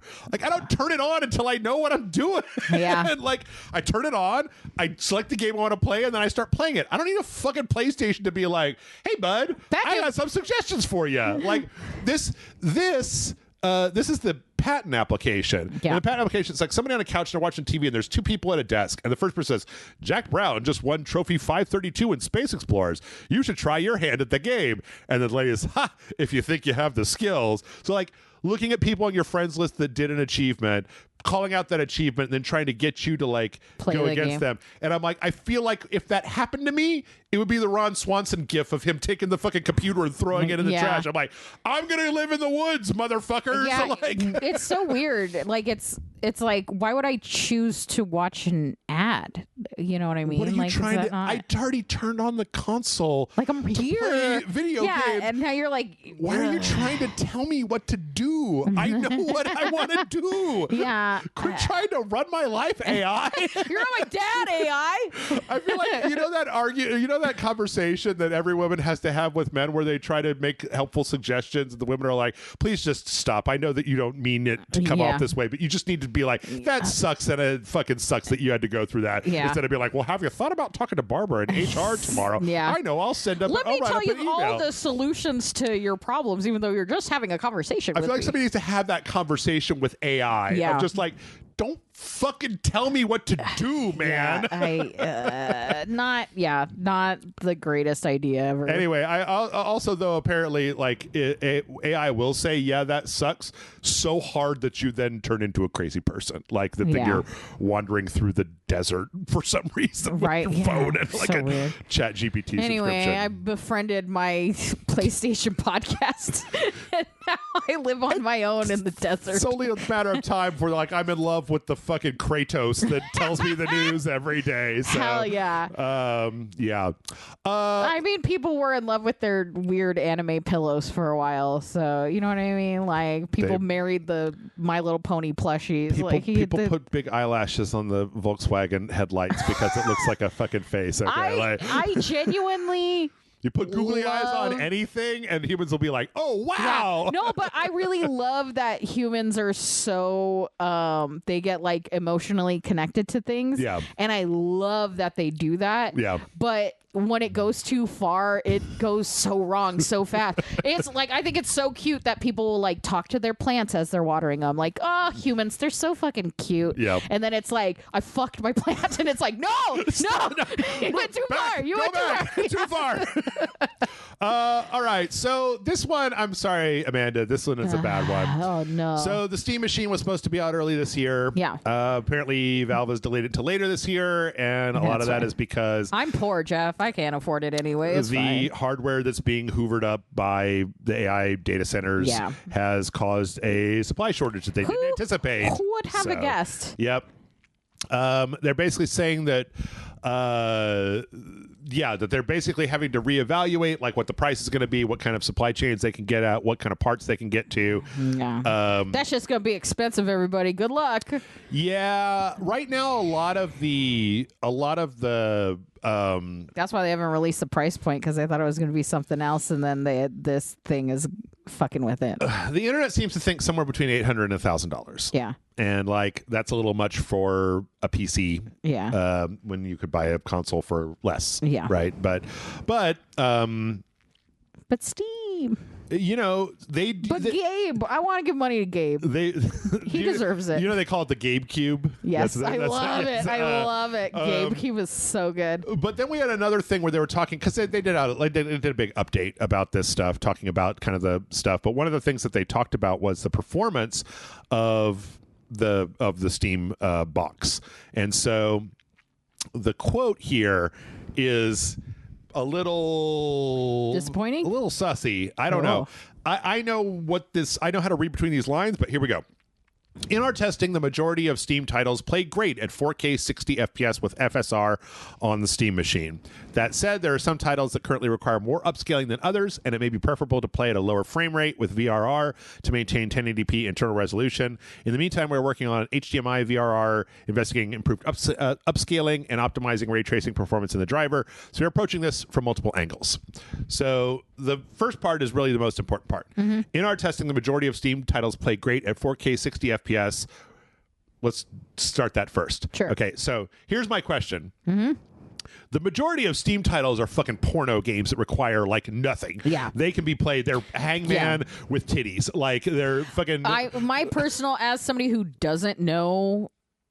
Yep. Like that terminology doesn't necessarily mean anything to me. Mm-hmm. Hearing that tells me anything that's like really high-end AAA looks great probably won't run very well on the Steam machine, and then like all the other like smaller indie games will probably look fine. Yes. So I guess, that's my first question is when they said the majority of Steam titles play great at 4K 60 FPS. You're like Steam has more shovelware than any other platform that's out there. And all of those Sudoku titty ninja game? Like, what the fuck? Right. Also, will play great at 4K 60 FPS with FSR. Now, FSR is AMD's upsampling, and that's when you render it at a lower rate, and then you use AI to draw between the pixels to AI. I'm just kidding. Sorry. So then the question becomes like, okay, if it's not shovelware, and you're talking about the majority of titles, like, do I need FSR turned on for like lightweight games? And the thing is that with the upsampling, there's levels. Right. There's like quality, which usually focuses on making sure that you have high resolution, balance, which is resolution frame rate, performance, which prioritizes frame rate, and then usually there's a setting called ultra performance that really knocks things down but guarantees a really smooth high frame rate. So the question is, when you say FSR, which FSR are you talking about? Because if it's balanced FSR, that's great. If it's ultra performance FSR, that's bad. Now, none of this means that like this is bad. These are just like I'm mostly translating this for you and for the audience. And then when you get down to the bottom and you start talking about VRR is variable response rate, I think, variable resolution rate or something like that. Variable rate resolution. Anyway, what it means is that certain output devices like a TV. This happens on the console. So if you have a 120 hertz TV, like you have a TV that can do 120 frames per second, VRR means that it will go up and down between 120 and like 60. So what it means is that it can overclock when there's not much going on, and then if it needs that headroom, it can bring it back down again. It usually results in a smoother output. Because if you're trying to just get to 60, it's like it caps out at 60. So if there's more like resources available, it can't like go over 60. It can't buffer like what you're doing because it's rendering in real time. So the fact that they're talking about VRR means that they probably have some similar issues to what the consoles do, which is that like some games at 60, like, you know, I complain about Unreal Engine 5 games running poorly. Those games tend to run a lot better if you have VRR turned on, because they can go up and down and up and down. And like if you're playing Silent Hill F at 120 frames per second and it drops to 90 and then goes back to 120, that's way less noticeable than if you're playing at 60 and it goes to 40 and then back to 60. Right? Because you're already way above. I wonder with all this going on, because I noticed that when on games that you and I play where you notice issues that I'm not seeing. A lot of times those are also the games that I end up getting headaches or like motion sickness from. And I wonder if that will play a factor for me. Could be that I don't know why, but whenever I try to play, these games, I'm getting sick or whatever. Could be. I mean, frame rate, like if you, a lot of people back in the day did a very infamous podcast where John really railed against somebody who was like, I can't play games that run at less than 60 frames per second. He was like, oh, get over yourself. Well, because I don't see it. Like, it's not you. When sometimes you'll be like, oh, it looks 10 times better. And I'm like, yeah, man. And like, I'm not seeing what you're seeing, but sometimes I'll feel it where you like, you're trying to fix it and then you're like, oh, okay, that's better, and then you like move on. But like a headache had developed while we were playing because I fucking staring at a screen that maybe wasn't moving as well as my eyes might not see it, but my like rest of me is processing it poorly. I mean, like when it comes to VR headsets, if you refresh anything below 90 frames per second, it will make you motion sick, because like as you move your head, if you are stuttering when that's happening, it will fuck up your whole like spatial recognition. And when you're playing a game and you're like focused on the television, it can be a thing. So anyway, none of that is to say that the Steam box is going to be bad. It's just we have to see, and there's some interesting things which Valve I generally tend to take a little bit more at their word than other PR pukes. But there's some things in there that could mean different things depending on what they're doing. So I definitely want to see more demos and see stuff running on it. It's before I would like spend that kind of money. Let's see. AMD came out to basically say, oh, you know what? Maybe this is where I got that late in 2026 thing. One of the AMD reps, actually was a CEO, Lisa Su, came out, the CEO, to basically say that they are shipping chips because FSR is an AMD thing. So AMD is shipping chips to Valve, and they think that the Steam Machine should be out sometime earlier this year. And then the other thing was this on an earnings call. And development of Microsoft's next-gen Xbox is progressing well to support a launch in 2027. Okay. So then the question there becomes like okay.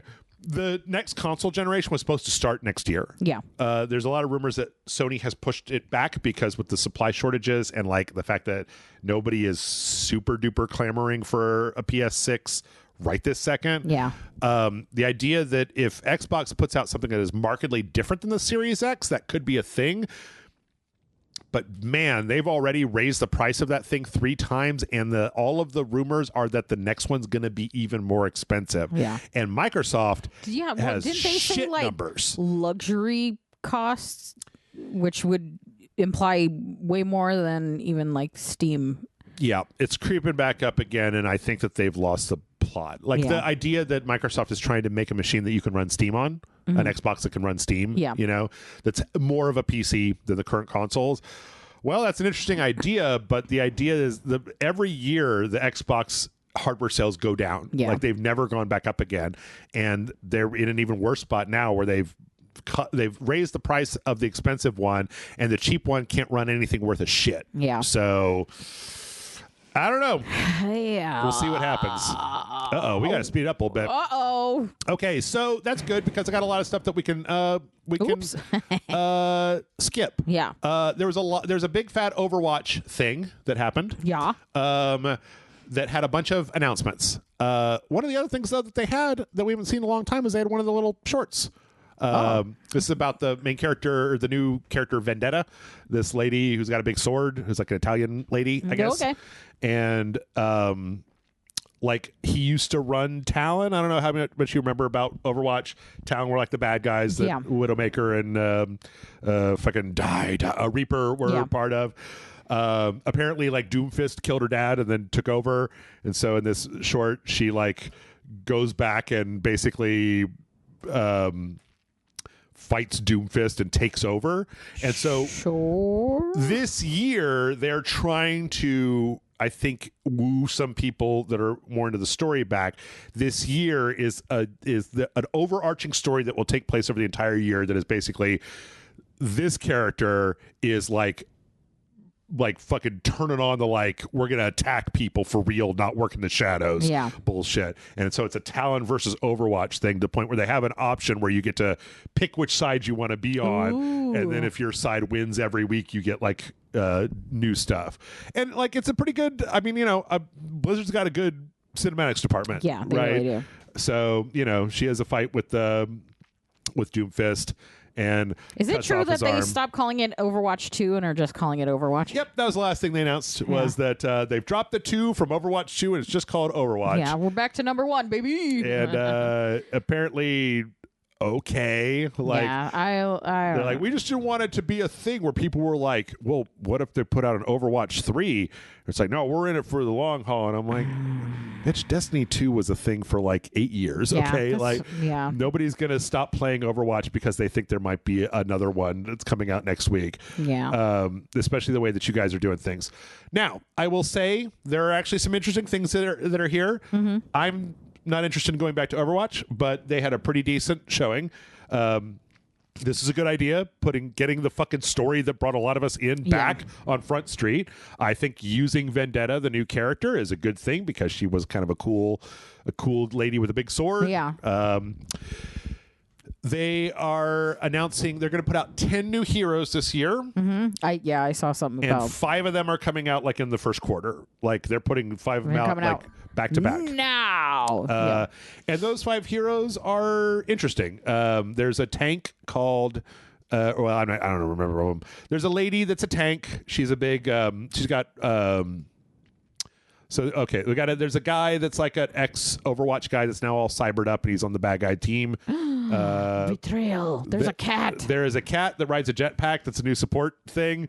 That literally their ultimate is they can pick people up and just throw them off the edge of. They can literally bat them off the edge of the map. This is like gotcha machine. Players can attach to this cat and then like it always flies. Yeah, and they can attach the cat and then like get pulled to different areas and stuff. And that's pretty fun. Yeah, like, that's cute. It's been a while since they've had like a wrecking ball character. There's this kind of ninja guy that's related to one of the other guys, kind of a cyber Liu Kang motherfucker. Yeah. I was I'm like, there's a Mortal Kombat character, and I cannot think of his name. This lady back here is a new tank. She's like a CEO that's got these like cyber arms. Cool. And then there's this fire lady that's a new damage dealer. Okay. So they've also reworked a lot of the menus and a lot of the classifications, and there's a lot of like some bullshit that they've done and whatever. It's fine. They had a whole 5 minutes talking about the UI. I like the CEO lady. She's pretty cool looking. She's got kind of a CEO Symmetra vibe. Yeah, I get that. Yeah. But they also are having a bunch of new cosmetics that are coming for different things. There's a bunch of mythic skins that are coming for various characters. The big one, they have a crossover where everybody's getting a Hello Kitty thing. Sick. So Mercy and the Space Lady and everybody's getting one of the kind of Hello Kitty and friends. I like the fact that Lucio gets Keroppi. Nice. Because that works. Yeah, for that me. makes sense. Yeah. But where's my Gill man? I forgot his name. Fuck. I was looking for Hagidon. I was looking for the Gudetama. I wanted a Gudetama skin. Who the fuck would you give the Gudetama skin? Who's the laziest person in Overwatch? Torbjorn? Yeah. Okay. Yeah. I'll go. That's fine. Put his turrets have Gudetama on them. And that'd be actually really cute. Just like hanging off of him. The chicken on him that hangs out with Gudetama. Bunch of battle passes, little rainy day guys. They're doing a Valentine's thing. There's some new stadium updates. Anyway, it's like they've chunked a lot in there, and then they, like you said, they made it Overwatch. Yeah, so. I wish they did this earlier when I was still excited about Overwatch. Yeah. It's like, wow, that sounds great. I can't go back. Yeah. The thing is that they kind of came to a crossroads where the reason that Overwatch was as popular as it was because even people who weren't into big competitive games were playing it. Yeah. And then they made it a game for competitive only. Yeah, and it's like, it lost its luster then. Yeah. But it's still around. I mean, a lot of other games have come and gone, but it's still hanging on there. So, that's saying something in a time where games as live service games get shut down all the fucking time. That's very true. So, but like, even if I wanted to go back, the people that have been there this whole time are going to make it unbearable. I was like, there have been like 9 characters that I've never touched in that game that I'd have to get like familiar with how they work in case I have to fight them, and like it's 5v5 now. I don't fucking care. Anyway, that sounds exhausting, guys. Bad Microsoft stuff. Ooh, we got lightning rounds. Okay,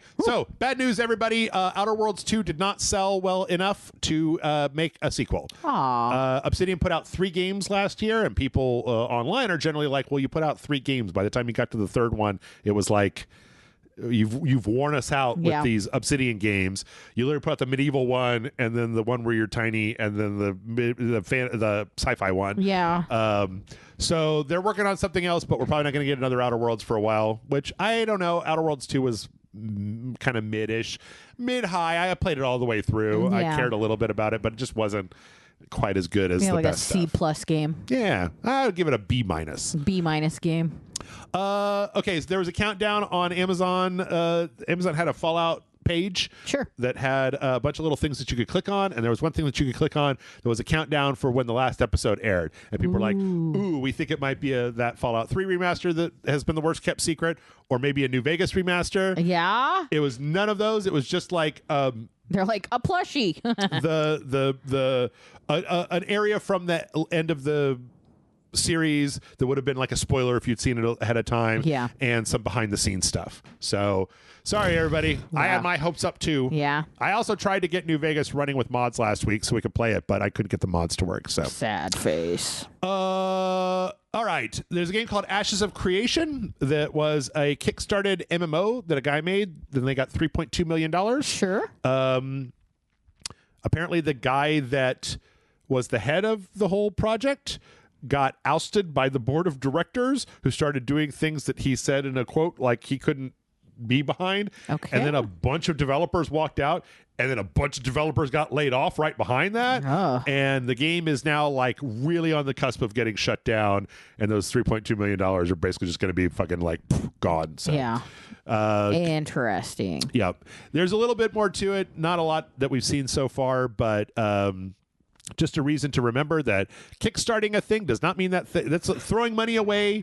That's gambling. Yeah, it is. So don't expect it. Especially if it's kickstarting like people you don't know. Also, it was really sad because there was a whole saga about them laying people off, and then the people that got laid off, it was in they were supposed to get like they didn't get paid. They didn't get their last paycheck. God damn. They like fucking just booted them out and like nothing. None of the 60. It was in California. You've got to give people like a 60-day notice before mass layoffs happen. You're supposed to give them severance. You're supposed to give them blah, blah, blah, blah. Nothing. They were just fucking get the fuck out. God damn. So that sucks. I might be coming back with this later on with the lawsuit that happens. Oops. So, this is there was a game called Starlight Revolver that was kind of a little anime action game that happened. A game called a studio called Pado Labs. They got venture capital investment of about $17 million. They got starting up out of the guy's pocket. $2 million investment the first year, $15 million investment from venture capital.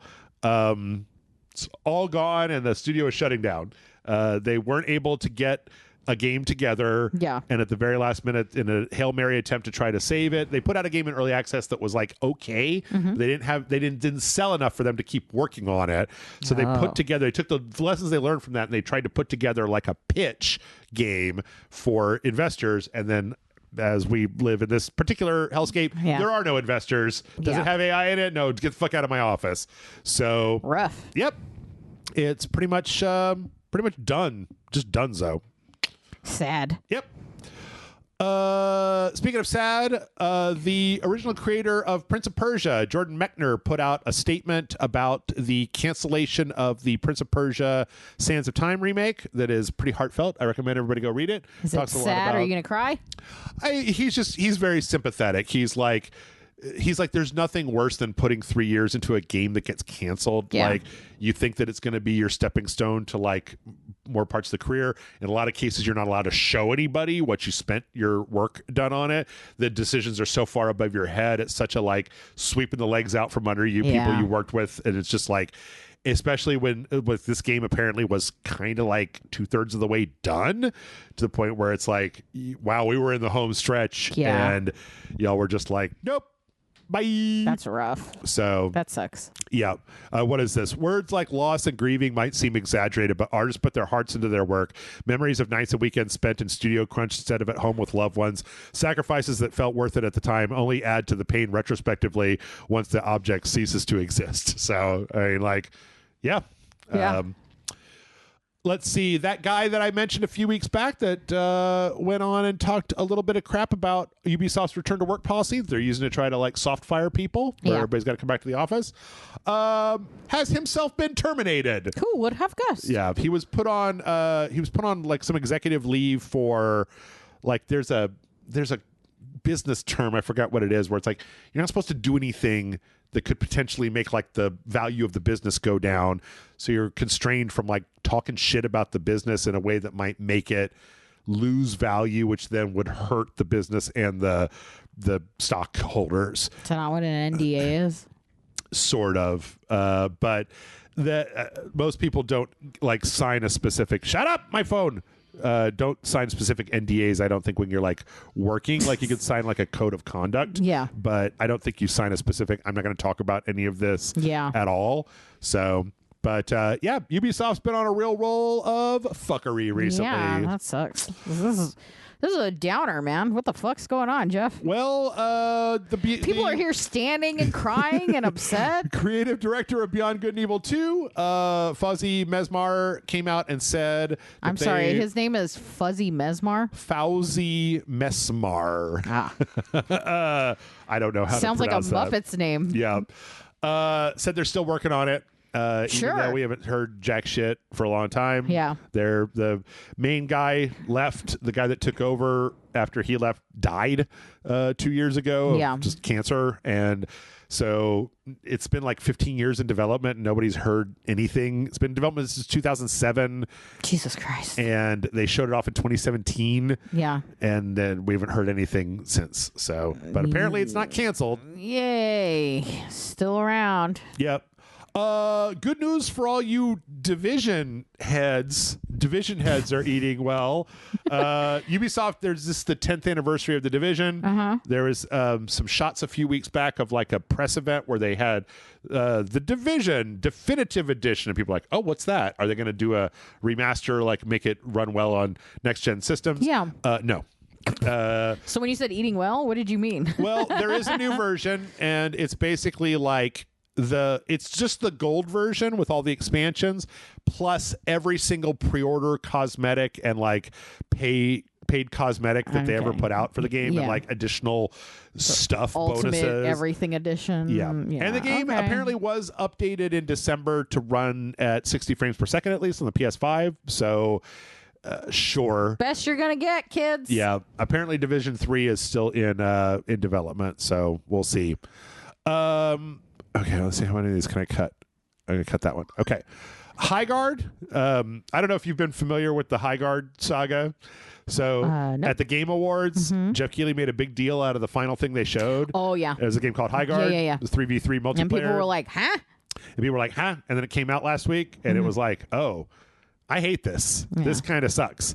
I don't think it would have gotten as much hate if Keighley had to like aggressively put it as like this is the last thing. Was that his choice, or did they pay a lot of money to do that? They wanted to shadow drop it, and he was like, "No, you give it to me. I'm going to give it the primo spot. Wow, I'll put it in there." This is did the best Jeff fucking Keighley thing I've ever accidentally seen. fuck them over?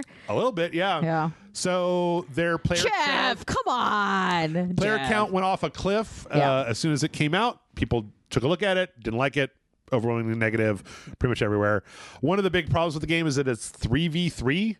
So like if any part of your team is weak, you're fucked. Yeah. Like they last weekend announced we're going to experiment with a 5v5 mode. And it's like, this should have been like an 8-on-8, like, because it's this whole thing where it's like phase 1, you got to go out and get equipment and crystals, and then phase 2 is like a capture the flag where you've got to get the sword, and then phase 3 is once one team gets the sword, it goes up to the other team's base and deploys it. Then it like turns into a thing where this giant thing appears and knocks down the base shield, and then it comes into phase 3 where you have to go into their base and plant a bomb, and then they have to keep you from planting a bomb. That's too many steps. It's so overwrought. Yeah. But at least if you had like a number of people, can you imagine what it's like to defend a base with 3 people? Yeah. There's 3 bomb sites in the base, and there's 3 other people, and they can go wherever they want to, and you're like, well, what the fuck do I do? But like, and also if one person drops out, you're fucked. Yep. Oh yeah, that happened our first match. That was my first match, and somebody left. It was just like, oh, we're dead. Yeah, that's it. They're also saying that they're going to probably keep that mode around, which is good. I don't think. I don't know how long this one is for the world. Like, I put, these guys obviously put their time and effort into it, but I think that they didn't do enough bringing in outside people. I think they spent too long internally, and if you do that, you get into this confirmation bubble thing. Yeah, where also, nobody is there to be like, this sucks. Controversial yet brave opinion. I don't know if Jeff Keighley can be to blame for this. Yeah, because if the game's not good, like shadow dropping it isn't gonna change it either. You know what I mean? Yeah, it's mostly just that they made a big deal out of it, put a lot of light on it. No, I know, but like if you were like, oh, this game that we didn't hear about until it got dropped, it came out and it sucked, you still wouldn't be playing it right now. It's kind of like Concord, where they like made such a big deal. It's so many animated shorts and trailers and interviews, and it came out and it was like, eh. And like, if it had just come out, you'd been like, oh man, I don't know, whatever. If it was like free to play. Well, I mean, but the difference is just like it would have crashed and burned either way, but this way just has a lot more fireworks so everyone gets to see it happen. True. But it still would have crashed and burned. Maybe. So like, what's the... I don't know. It's possible that they might have... I'm just trying to give a little love to Jeff Keighley. I'm just trying to help him out, man. And let's just finish up that stupid Mind's Eye game that sucked. It was a game that the Hitman guys, IO Interactive, was publishing it. It's like this open world Grand Theft Auto thing with a guy, and it's got robots in it. It was fucking terrible. The CEO is like a crazy person who was like, oh, there's a cabal of like people that are trying to take down our thing. Apparently they're launching their new phase of the game. Good. So they're adding in more things and some multiplayer and some stuff, and like it's been 8 months, man. Like this is not a thing anymore. Like you lost. Good day to you, sir. Like the whatever shadow entity that is preventing the people from playing this game will not stop him. True. He will not be deterred. But hey, guess what? What? They were supposed, because they were being published by IO Interactive, they were supposed to put Agent 47 in the game. Yeah. Nope. They said you keep our fingerprints off of that train wreck. Yep. So that's a thing. And last but not least, we had this weird countdown from Bloober Team last week. Yeah. It was a website that had a little picture of a rose and a kind of creepy quote. If you clicked on the rose, it had a little blood coming off of it, and it was like making reading a weird poem, and people were like, now what is this? Could this be a Rule of Rose remake? Ooh. Which is an old horror game on the PS2 that people really liked. Right. Dark as shit. Yep. Yeah. They specifically came out and said, no, absolutely it is not. Do not. Yeah. Do not get your hopes up, Jeff Keighley. Also, what is wrong with you? Shut the fuck up, Jeff Keighley. You do not start aiming people our way. Yeah. Funny. That's it. They're like ominous and roses. Yeah. It must be Rule of Rose. Well, the thing is that they made the Silent Hill 2 remake. Yeah. And then they made Chronos, the last dawn, or whatever, the game with the big helmet with the vagina on the front of it, with the kind of 12 monkeys time travel thing. Cannot think of Chronos: The New Dawn. Yeah, I really like that game. I put it number 3 when I talked to Chris about my favorite things. I was like, oh, I ended up really liking that game. When I looked at it, I was like, I think I like this more than I thought. Yeah. So the idea that they did a remake, they did their own thing. Maybe it's now a remake, right, before they go back to whatever. But apparently not. So. And with that, we're going to take a break. We come back. We have even more trailers. Yay. So get ready for that.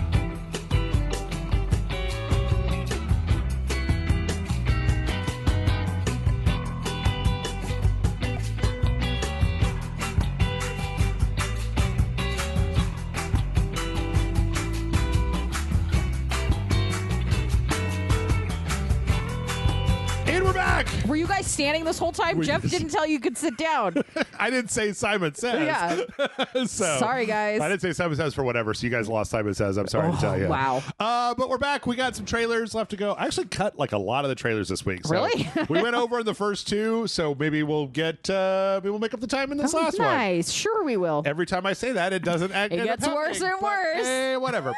As is our fashion, we're going to start with some Fortnite. Fortnite is adding Ms. Roan in. Yeah, my absolute favorite singer. Yeah, Chapel Roan. They had a really nice little trailer that was like part this like weird needlepoint animation, tapestry, and then animation. stop animation, and there was some animation. Yeah, it's great. So they've got a couple of different skins. One is like her what do they call this? Roan of Arc, I guess. Yeah, her Roan of Arc. Her armor. That was last year's MTV Awards. I guess it's kind of like it's based on that, because I saw that. That was like full on. Yeah, this is not that, but it's a good. But it's a good reason to have her have like a combat skin for Fortnite. Yeah, and then it's her like Pink Pony Club sort of corset, and she's got a little. There's like I think there's a little pink pony pet. It's cute. It's a little pinata. So cute. So it's funny. I think that I don't know if it's just because I see her with a lot more heavier makeup on, but I feel like her face doesn't always read as her. Yeah, it's a little bit less, which like she usually looks she looks better there. In the holograms. She looks better in the like that still frame, but like in the actual animations, I think that she looks a little bit like, I don't know. Maybe I just don't. I don't know. So kind of. Yep. Yeah. So now I can be Sabrina Carpenter and kill Chapel Roan, or be Chapel Roan and kill Sabrina Carpenter, or be Alan Wake and kill Sabrina Carpenter and Chapel Roan, or be Pickle Rick and kill Alan Wake. Yeah, I could be that one banana and just take everyone out. I was my YouTube algorithm knows that I'll watch the Sabrina Carpenter video from time to time, and then when I looked this up, I think it was like, you want to watch Chapel Roan, and then they brought me a video of Sabrina Carpenter singing playing Pink Pony Club. Yeah. And I was like, she does a fantastic cover. Okay. Orville Peck also does a fantastic cover of Pink Pony Club. If you like I don't know who that is. He's a country singer. He's like this he's playing Vega in the Street Fighter. Oh, okay. He's a cowboy, a gay cowboy that wears a mask on his face. All right. And he's got a very Roy Orbison voice, like very deep voice, and then he sings Pink Pony Club. It's beautiful. All right, there you go. Highly recommended. We got a live action trailer for the new Resident Evil. Oh, it's spooky. Called Evil Has Always Had a Name. It was mostly just sad. Is that lady that was in the lady that was the lead in Long Legs? Okay, yeah. Forget what her name is. Yeah, I don't and she's got a little daughter, and it goes. They're in Raccoon City, and they're playing, and then it kind of goes to like then the zombie apocalypse happened, and then they all went out and survived. And it's kind of talking about how like I took it for granted before the fucking zombie apocalypse happened. It's like no doy, we all took it for granted before the fucking monster apocalypse happened. Like, do you think she has a raccoon plushie so that they can be like Raccoon City? Yes, because they're in Raccoon City. Yeah.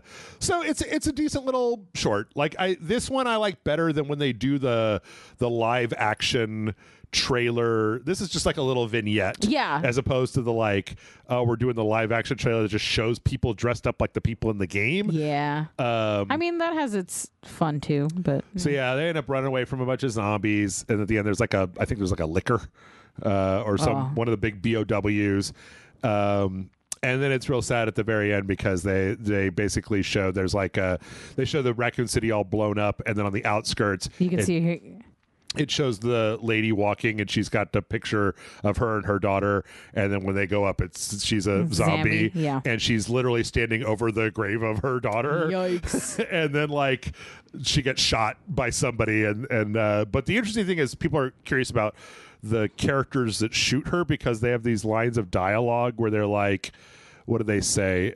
It's something specific where they say, that's the last of the facility secured. Copy that. Raccoon City is ours. Oh. And it's like, wow. Interesting. Because this is, I think, I mean, it's kind of interesting that like they did Raccoon City in 2, they did Raccoon City in 3. Mm-hmm. That was it. We never went back. Haven't been back. 4, 5, 6 Code Veronica. They've been busy. Yeah, none of that has gone back. So now going back to the post-nuclear Raccoon City is an interesting thing. And from the Nintendo trailer, it seems like the Grace storyline is that, like there's a serial killer in what's left of Raccoon City, and that's who she's going after or something. I don't know. Sure. Anyway, I haven't been burned by Resident Evil in a while, and this one looks pretty good. So sometimes it's worth the risk. Yep. Sometimes the juice is worth the squeeze. They haven't done anything to make me mad in quite a while. Yeah. So we got an overview trailer for John Carpenter's Toxic Commando. Yeah. This is another Saber Interactive game. Mm-hmm. I thought this was based on something, and then I went and looked it up, and apparently it's just like John Carpenter wrote the lore for them or something. Yeah. And it's just like a 4-player kind of zombies but also with monsters thing where you play as 4 criminals that the government hires to go clear out the monsters. Sometimes I feel like people are like, we will pay you so much money, all the money, truck full of money. Yeah. And John Carpenter goes, give me a pack of cigarettes, as much coffee as you can fucking handle, and then and like 20 minutes and I'll give you something worthwhile. And then it's always this like chopped together shit he's done before kind of idea. And I love John Carpenter, right? I got 2 John Carpenter tattoos. Nobody could question me. But I just think that he doesn't necessarily put his whole fucking pussy into his work anymore. All right. I like the fact that he's like, I'll crap out a half-formed thing, and also you can use the Halloween font in your trailer. Yeah, basically, yeah. Though I will say, Saber Interactive, they're the ones that did the Warhammer Space Marine 2. Mm-hmm. They did a good online co-op game, and they do have with their Tyranids in that game the ability to put a lot of monsters on screen. Yeah, no kidding. I was just gonna say that's like the wave of zombies from World War Z. Yep. And then apparently there's vehicles and there's scavenging, and they've got like different vehicles that have different bonuses. You got 4 different characters that have different things. I'm not entirely sure exactly what all you're doing in here, but you're definitely killing off a lot of zombies. Yeah. And if games like this work, I mean, like I have never gotten into Left 4 Dead or Back 4 Blood or fucking any of these. Yeah. But some people really like them. That World War I was Z game. super into Left 4 Dead when it first came out. Yeah. Like I played it a lot. So the idea of like a halfway point between Left 4 Dead and Call of Duty Zombies written by John Carpenter do anything for you? No. I don't. Anything John Carpenter puts his name on, but isn't like the head of or like, no, guys, this is my thing. Right. I just feel like it's like, some bills needed to get paid. Sure. He had like a cute idea and a buddy asked him for some help, or like somebody offered him a truckload of cash. Like it doesn't feel. Yeah.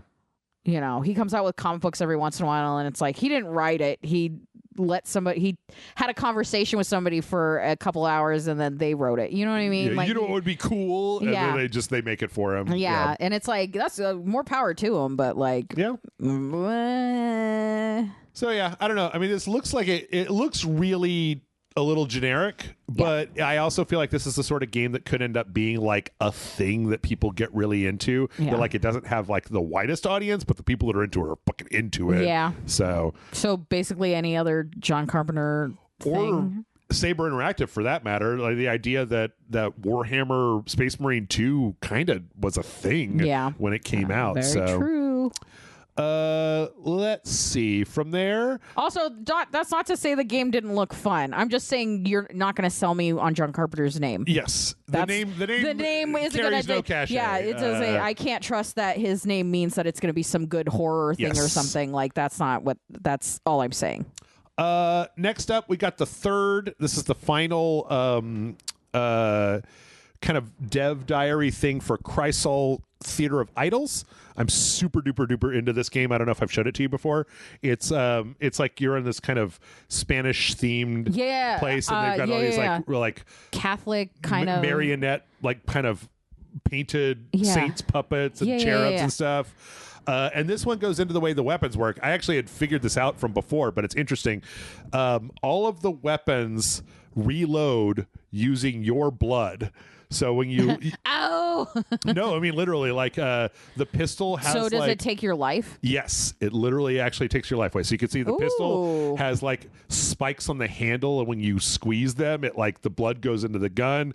The shotgun, it's like you crack it open like a shotgun, but then put your hand on a big spike that sucks out your blood. Do y'all remember those like action 90s vampire movies or like early 2000 vampire movie, like the Underworld and Blade and stuff? Yeah, you could make a movie off of this with just that concept alone. Yeah. Like, I gotta reload. It's interesting because in every one of these, they put their hand in a place where you would normally be reloading a gun. Oh, yeah. So like for the submachine gun, you put it on the bottom of the clip. Yeah. Like you would be pushing the clip in, except it's just sucking blood out. On the sniper rifle, the spike is where you would like pull the slide. Yeah. So you just impale your hand on the place where the slide would be. That's sick, actually. The thought that's put into it is really cool. I'm this comes out next week, and I'm really interested in knowing whether I really hope that it's like at least above average. Though I will say the idea of having to like sacrifice health to get more bullets is that gives me a little bit of the like, boy, that's a risk reward. Yeah. Like the shotgun takes a lot more blood to reload than like the pistol. And then like headshots don't do anything, we found out from a previous thing, because they're puppets. Yeah. So you shoot their heads off and they just keep coming at you. But part of this also made me think that this might be an open world-ish kind of game where you're going between places, because they were like, if a challenge is too high, you can always come back when you've got like more power. Yeah. I'm like, well, okay.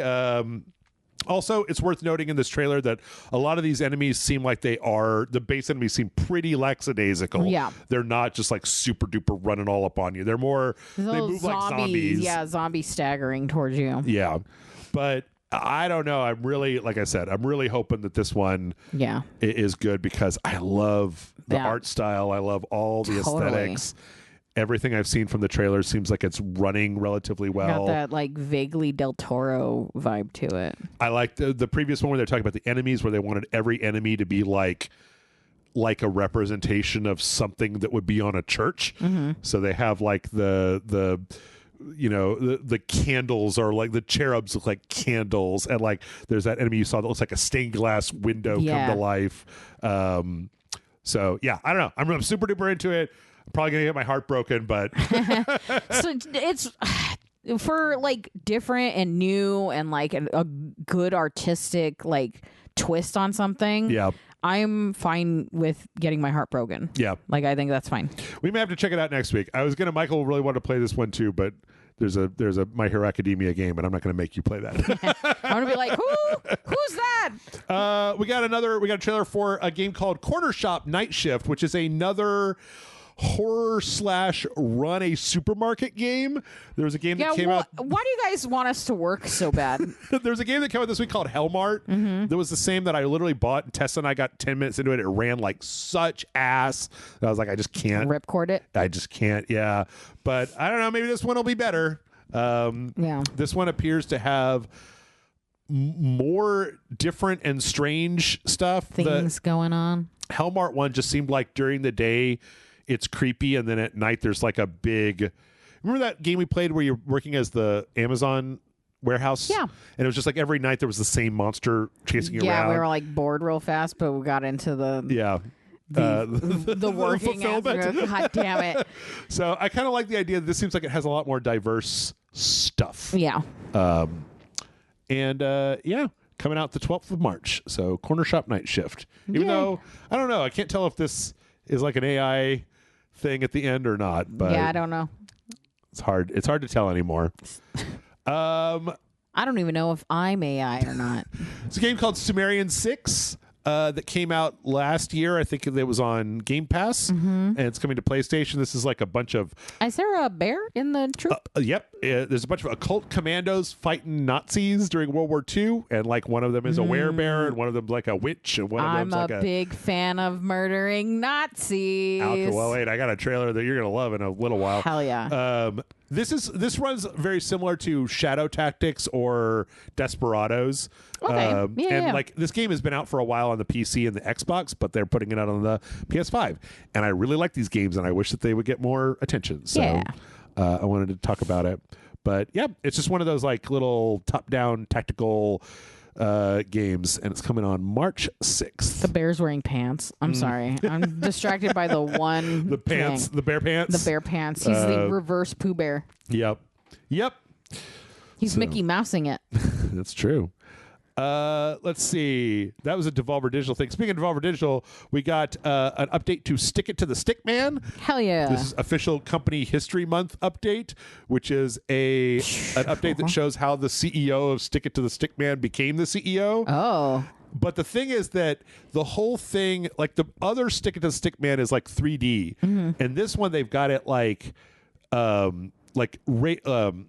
shaded to look 2D, and I didn't realize at first that like the parts where they're beating people up, that's what the actual game looks like. This part, that's the actual game, not animation, and it really looks so much like the old Flash videos. Yeah, I was gonna say, like, oh my god, yeah, old internet. Yep. Which I played Stick It to the Stick Man. It was fun. It was just in early access. It wasn't quite done yet. Normally, the characters are, like I said, they're a little bit more cell shaded. They also announced that they're going to start raising the price of the game. Like the game is $5. Yeah. It's also being made by Free Lives, who made Broforce and nice Genital Jousting and these guys Angerfoot. So okay, well, don't get it when it's $1,000, which apparently was on the chart. So yeah, they've got some new stuff going on, and I don't know. This looks kind of interesting, so we'll see how it goes. That update is out right now, so go get it. Meow. Let's see. We got speaking of weird shit, we got a speaking of weird shit? Well, Stick It to the Stick Man is kind of weird shit. That's fair. A character trailer for this game called Sea of Remnants. This is a weird game that's like a pirate action game, but all the people are like wooden puppet people. Yeah. What's going on with everybody in marionettes lately? I do not know. You guys okay? I do not know. It's a little, I don't know. It's just like a little, it's like a lady and she's a precocious scamp and she's trying to open a treasure chest and grabbing a bunch of tools and... the character design's super cute, though. Yeah, I don't know. It's very weird that they're all... I don't know why they're all wooden marionettes. Yeah. Like, I don't... The rest of the world does not read as wooden marionette. Yeah. But the people do. So, I don't know. It was a real kind of little goofy trailer where when she finally opens up the chest, it's got basically nothing in it. Nice. So, just the friendships we made along the way. Well, it's not even nothing. It's trash. Like she uses some kind of like ultimate to open it up. And when it opens up, it's just like marbles and D20s and stuff. And everybody's disappointed. But it turns out that the marble, she puts in a little compass and it's like she's going for treasure. Yeah. So I don't know what the hell this is, but it's kind of got my attention just from art style alone. Yeah. I mean, I'm into it. Even though I want to know more. I'd like to know more. So desire to know more intensifies. Tell me more. We got the launch trailer for Fish Hunters. Oh, exciting! Which is a game apparently where it's like an online co-op game where you fish, and then when you reel in your fish, it throws a bunch of fish up in the air, and then you pull out a gun and start shooting fish out of the air, duck hunt style. Nice. And are we playing drunk old men? Is that what is happening? It seems that way. It's an online thing where you can get beer. You can also set up like turrets and buy other guns, and there's like weird giant bosses. Sure. I don't know if this is exactly a friend slop game, but I think it's in that friend slop enough area. Yeah. It just looks real goofy. Like it's just like a little crazy. I'm into it. There's like a giant fish going around a disco ball. There's one part where they're shooting the constellations of fish in the sky. Yeah. Some of the fish have hats. Just throwing that out there. I know I brought up the bear and the pants, and I don't want you guys to think that I'm just like really obsessed with animals wearing clothing. It's just something that's been happening a lot lately. Yeah. But yeah, I don't know. It looks fun. I think it looks pretty fun. I mean, maybe we have to figure it out. It looks silly fun. Yeah, for sure. It's out now, so I'm gonna put that one. We're gonna play that right now. Put that one in the. Well, I like to save those for a time when it's like, oh, I need a video and I can call somebody and just be like, just get this game and we'll do it online. Like during the freeze, Tess and I played some online games because it was like nobody's leaving the house. Yeah. So, yeah. We also got Oh my god! I was wondering if you saw the trailer for this. There isn't even a full-on trailer for this yet. Yeah, the little whatever. So this company has gone viral with like the least gameplay of all time. Yeah, they're called the Dwarven Brothers, and they have a game called We Are So Cooked, and it's apparently like an online co-op game that controls kind of like QWOP, where each person is doing legs, and you're trying to carry a body through a full-on hotel full of people. Yeah. And it's got a very kind of simple but charming art style. Yeah. And they haven't even put out a full-on trailer for it. But it's so funny. God. People are super duper into it. Yeah. The concept is perfect for like a friend slop bullshit silly game. Yeah. Because, there's like cameras and guards and like elevators full of people. Yeah, just witnesses. Yeah. Yeah. So it kind of reminds me of there was a VR game where there was a dead guy and you had to hide the body before the cops got there. That's so funny. But God, I love it. I don't know. I'm liking the era of friend slop. I'm liking the era of friend slop. Yeah, we spent so long, like with people being like, "Well, what co-op games are there?" And I think that it became a thing where now so many people have a microphone. Mm-hmm. Because everybody's got a fucking webcam, or we were all in pandemic, so we've got like Zoom stuff, headphones for calling our parents, and mics and stuff. So you can now make a game where it's like, you just do voice proximity chat, and it's always turned on, and it doesn't have to be like a special thing. So I love it. Yep, I think it looks good. We also got the release date for another friend slop game, Roadside Research. Yeah. This one where you play as 4 aliens and you're running a gas station, and you've got to be not like... Hello, fellow humans. You've got to be... Don't be suspicious. Don't be suspicious. Don't be suspicious. Don't be suspicious. I'm not entirely sure. Apparently, like, if you do certain things it like raises the suspicion meters, and then like Men in Black will show up, but you're literally friend slop running a convenience store as a bunch of aliens. That's a silly good time. Where you've got to like keep it under wraps. I'm not entirely sure what all is happening there. Is that straight up Will Smith as a Men in Black? Maybe. I was thinking more like Cobra Bubbles from Lilo and Stitch. Oh yeah. But it looks very silly. I don't know. Yeah, it looks super silly. I don't know, but like, what do you do? I guess I'm guessing there's like you gotta run a convenience store, but then you also have to do like alien stuff. Like they have a toilet that looks like it has a probe in it. Yeah, and so like if you do too much or you raise too much suspicion, they come after you. February 12th, and it's also on Game Pass. Oh, so good. Give it a go. Good. I'm super excited for this game. We got a release date for the Posthumous Investigation. This is a game. It's a black and white detective game where you play as it's like a black man, and he's in like 1920s. He's doing these investigations, but he's stuck in a time loop, and so every time you fail, it goes back to the beginning of the day, and so it's time loop plus investigation. Nice. And I'm like, yes, yeah, two of my favorite flavors. March 31st. Cannot wait. There was a demo for this, but I literally didn't play it because I wanted to keep my powder dry. So, but I love the art style too. I think it's a black and white game, and it's got a really interesting little. Yeah. Why does it do that again? Why does it always do that? Why do it? I type in Posthumous Investigation, and when I search for it on YouTube, it had something else. Yeah, something totally different. But yeah, it's got a kind of a fun little cartoon style to it. Yeah. Let's see.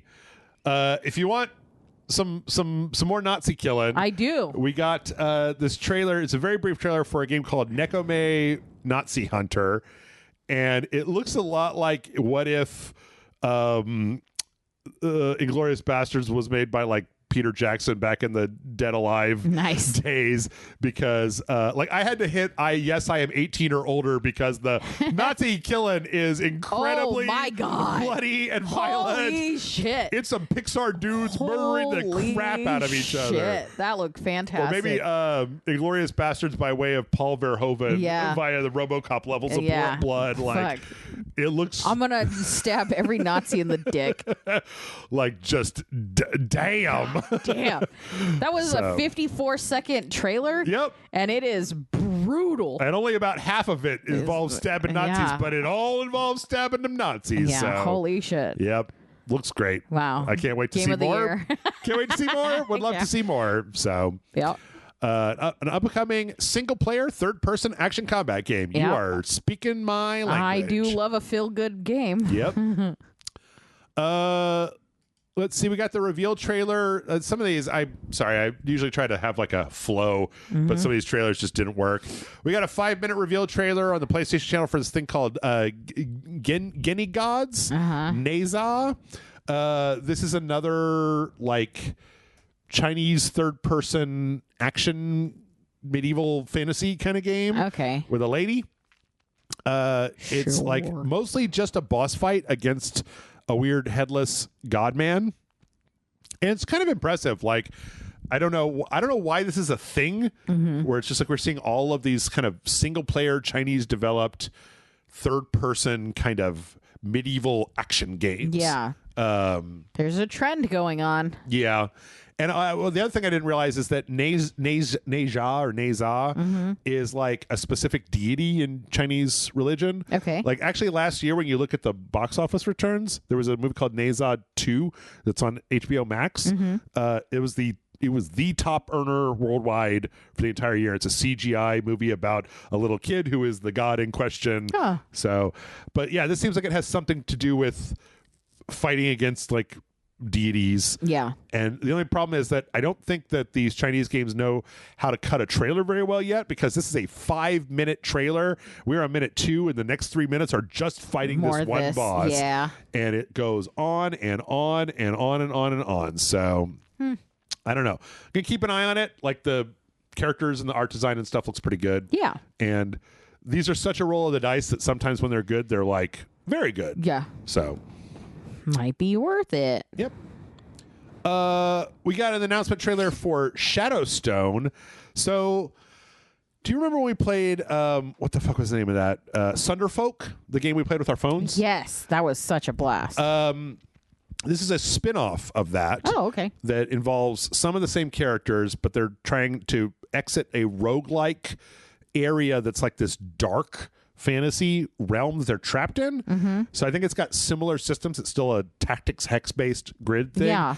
But the big thing is that it's playable like with a controller or mouse and keyboard and not necessarily with your phone. Yeah. Because apparently that company, the poor company that made that game, they made that the game with the spaceships that we played, yes, where you're trying to fight spaceships. Yeah. They're very much trying to capture kind of old Blizzard, and it ain't really working. Like there wasn't a lot of, but they're so good. I know both of those games were fantastic. I know. I think Sunderfolk was great. The only problem that I had was that I couldn't play it by myself. Yeah. So but yeah, they announced this as a new kind of, I think, like basically a spin-off, trying to take all the work they put in that game and get it out there. It's going into early access in 2026. Also, though, I learned that there is a 2.0 patch for Sunderfolk that is coming out that lets you also play it with a mouse and a keyboard. Okay. Also play it online. Go multiplayer. play it, guys. Go play it. There's putting in a new hero and some new missions. And yeah, you can play it online, and you can play it single player or PC multiplayer, and that's going to come out on March 10th. So nice. We might have to take a second look at that because it I'm deserves interested. a second look. Yep, I thought it was great. I told Jason about it. He's like, "Oh yeah, Elsa and I played the shit out of that." I tried to get John into it. Yeah, it didn't work out. We got strange potpourri here. This is a music trailer for this game called People of Note that is like an action or a musical action game.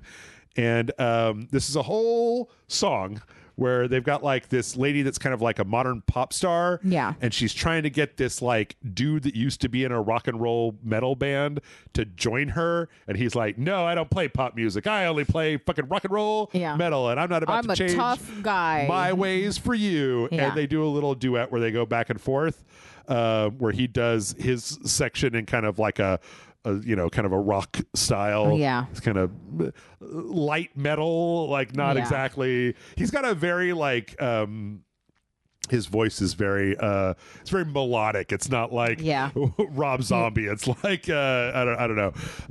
But the song is okay. The thing is, I like this idea. I liked that No Straight Roads game that came out a little while back, and I like the idea of making full on a musical video game. Yeah. The thing is that this song is like not 70%. Yeah, like it's not a good little, enough to sell you on it.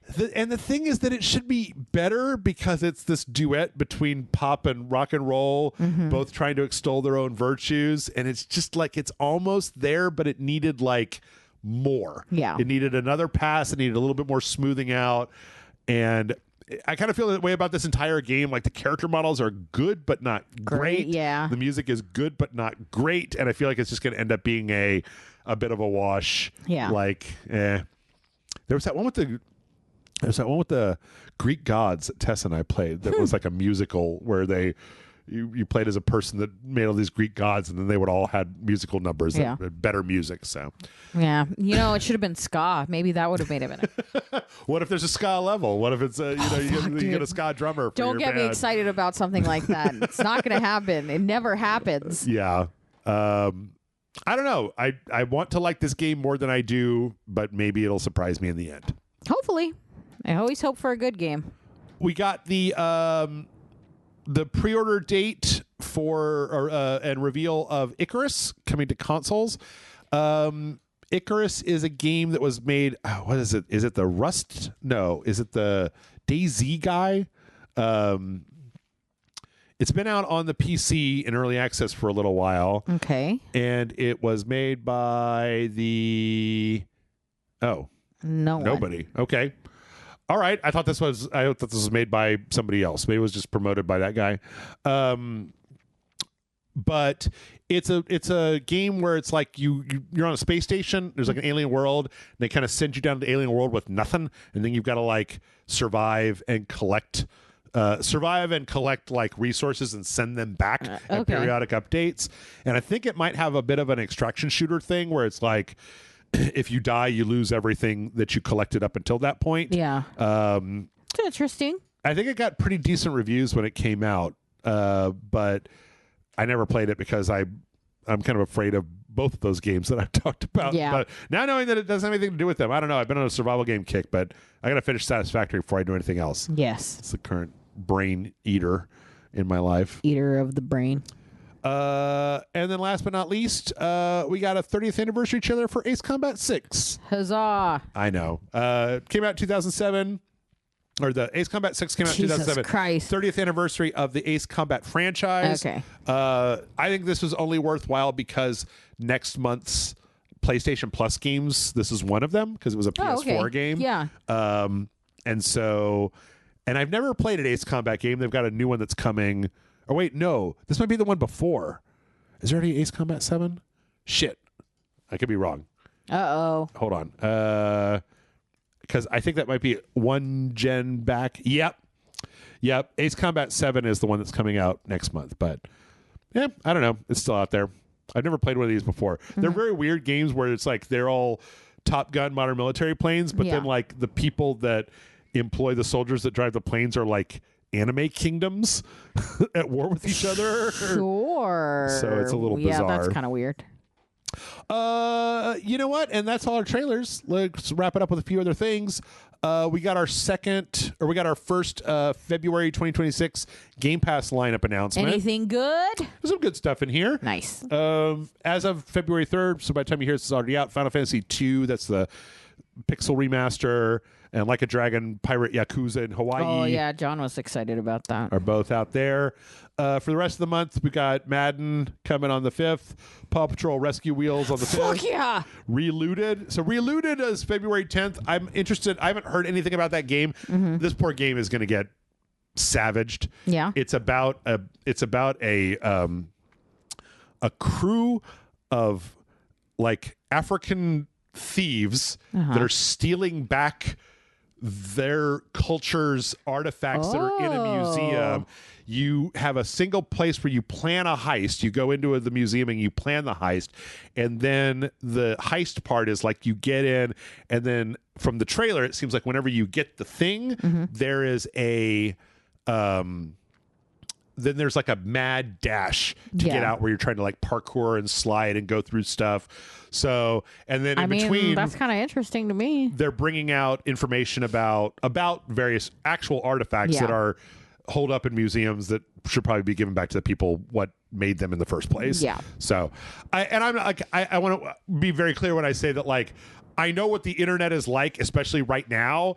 And so whether this is a good game or a bad game, people are going to fucking get weird about it. Yeah. So I think it looked kind of cool when I saw the first trailer for it, but I haven't heard nothing since then. Yeah. So Blaze Blue Entropy Effect X is a fighting game. That Roadside Research game is coming out on the 12th. Star Sand Island, I don't know what the fuck that is. High on Life 2 is February 13th. The original Kingdom Come Deliverance is out on February 13th. I think that means there's probably going to be a next-gen upgrade. That was a rumor from last week. And then Avowed is coming back. That's the Obsidian thing on February 17th. So, yep. That's a decent amount of stuff. Yeah, that's not bad. They were going to make Borderlands 4 on the Switch 2. And then he said, nah. It has been indefinitely delayed. Oh, no. Part of this is probably the fact that Borderlands 4 launched with horrific performance issues on all platforms for no reason whatsoever, outside of the fact that it was made with Unreal Engine 5. And they've been trying to fix it. Plus, no one in this industry now, you're like 30% of your team is trying to fix the technical issues, and the other 70% of the team is trying to put out DLC and stuff for people to buy. So I feel like they have their hands full, and that the people that were going to do the Switch port.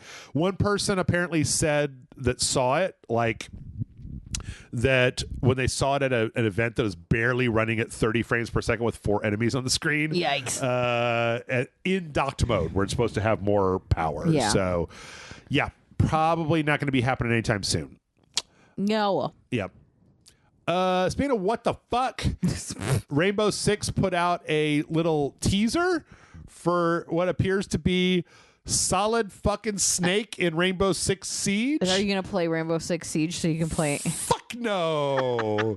Fuck no. It's just a teaser. It's got Sam Fisher with the Metal Gear Codex screen talking about stuff, and then it's got the sneaking suit guy whose head is off the panel pulling out a gun. Yeah. There's going to be more on February 15th.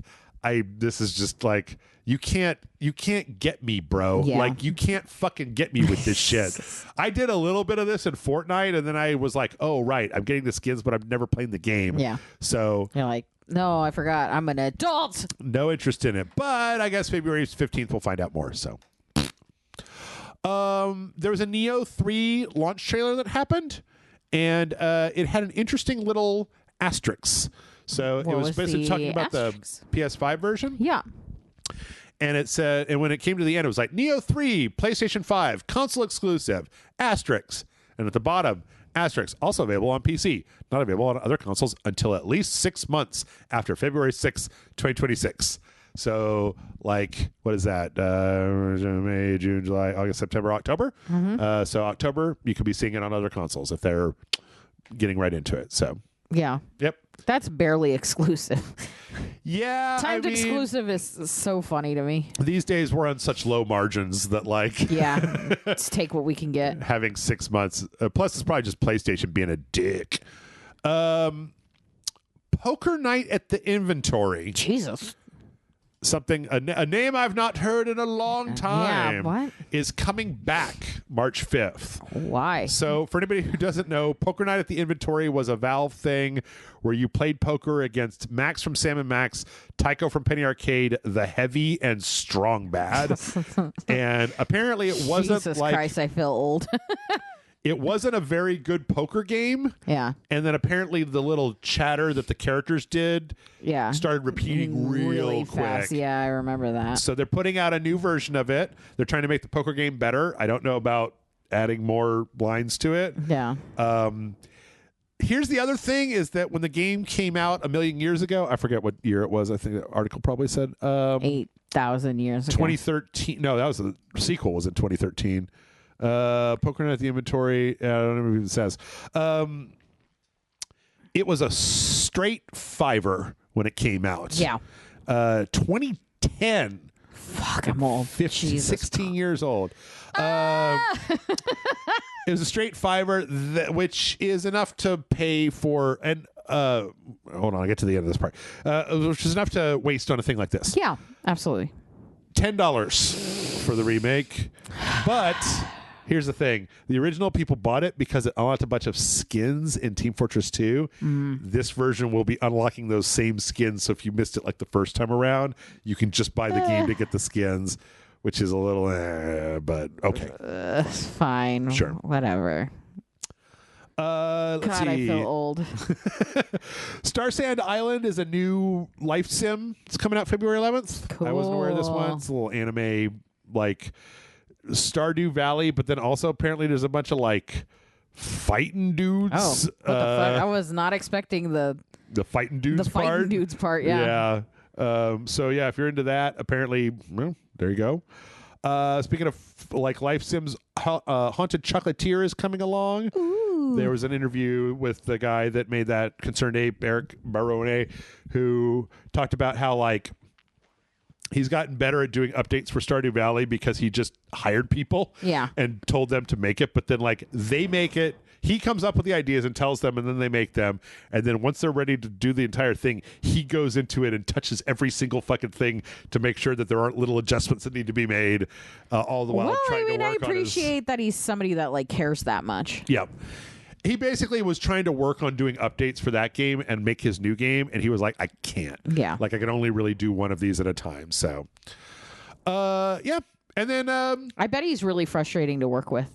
Because, like, all the work you put into it, and he still has to go in there and tweak every fucking thing you do. Maybe. I don't know. I was thinking of, like, Sometimes when it depends on the tweaking. Yeah. Sometimes you do it, like back when I worked at Spill, and it's like sometimes you do a thing and the boss comes back and says, change these two things. And you're like, fuck. And then you do it and you're like, that's way better. Yeah. I didn't even realize. Yeah. So depends. That's true.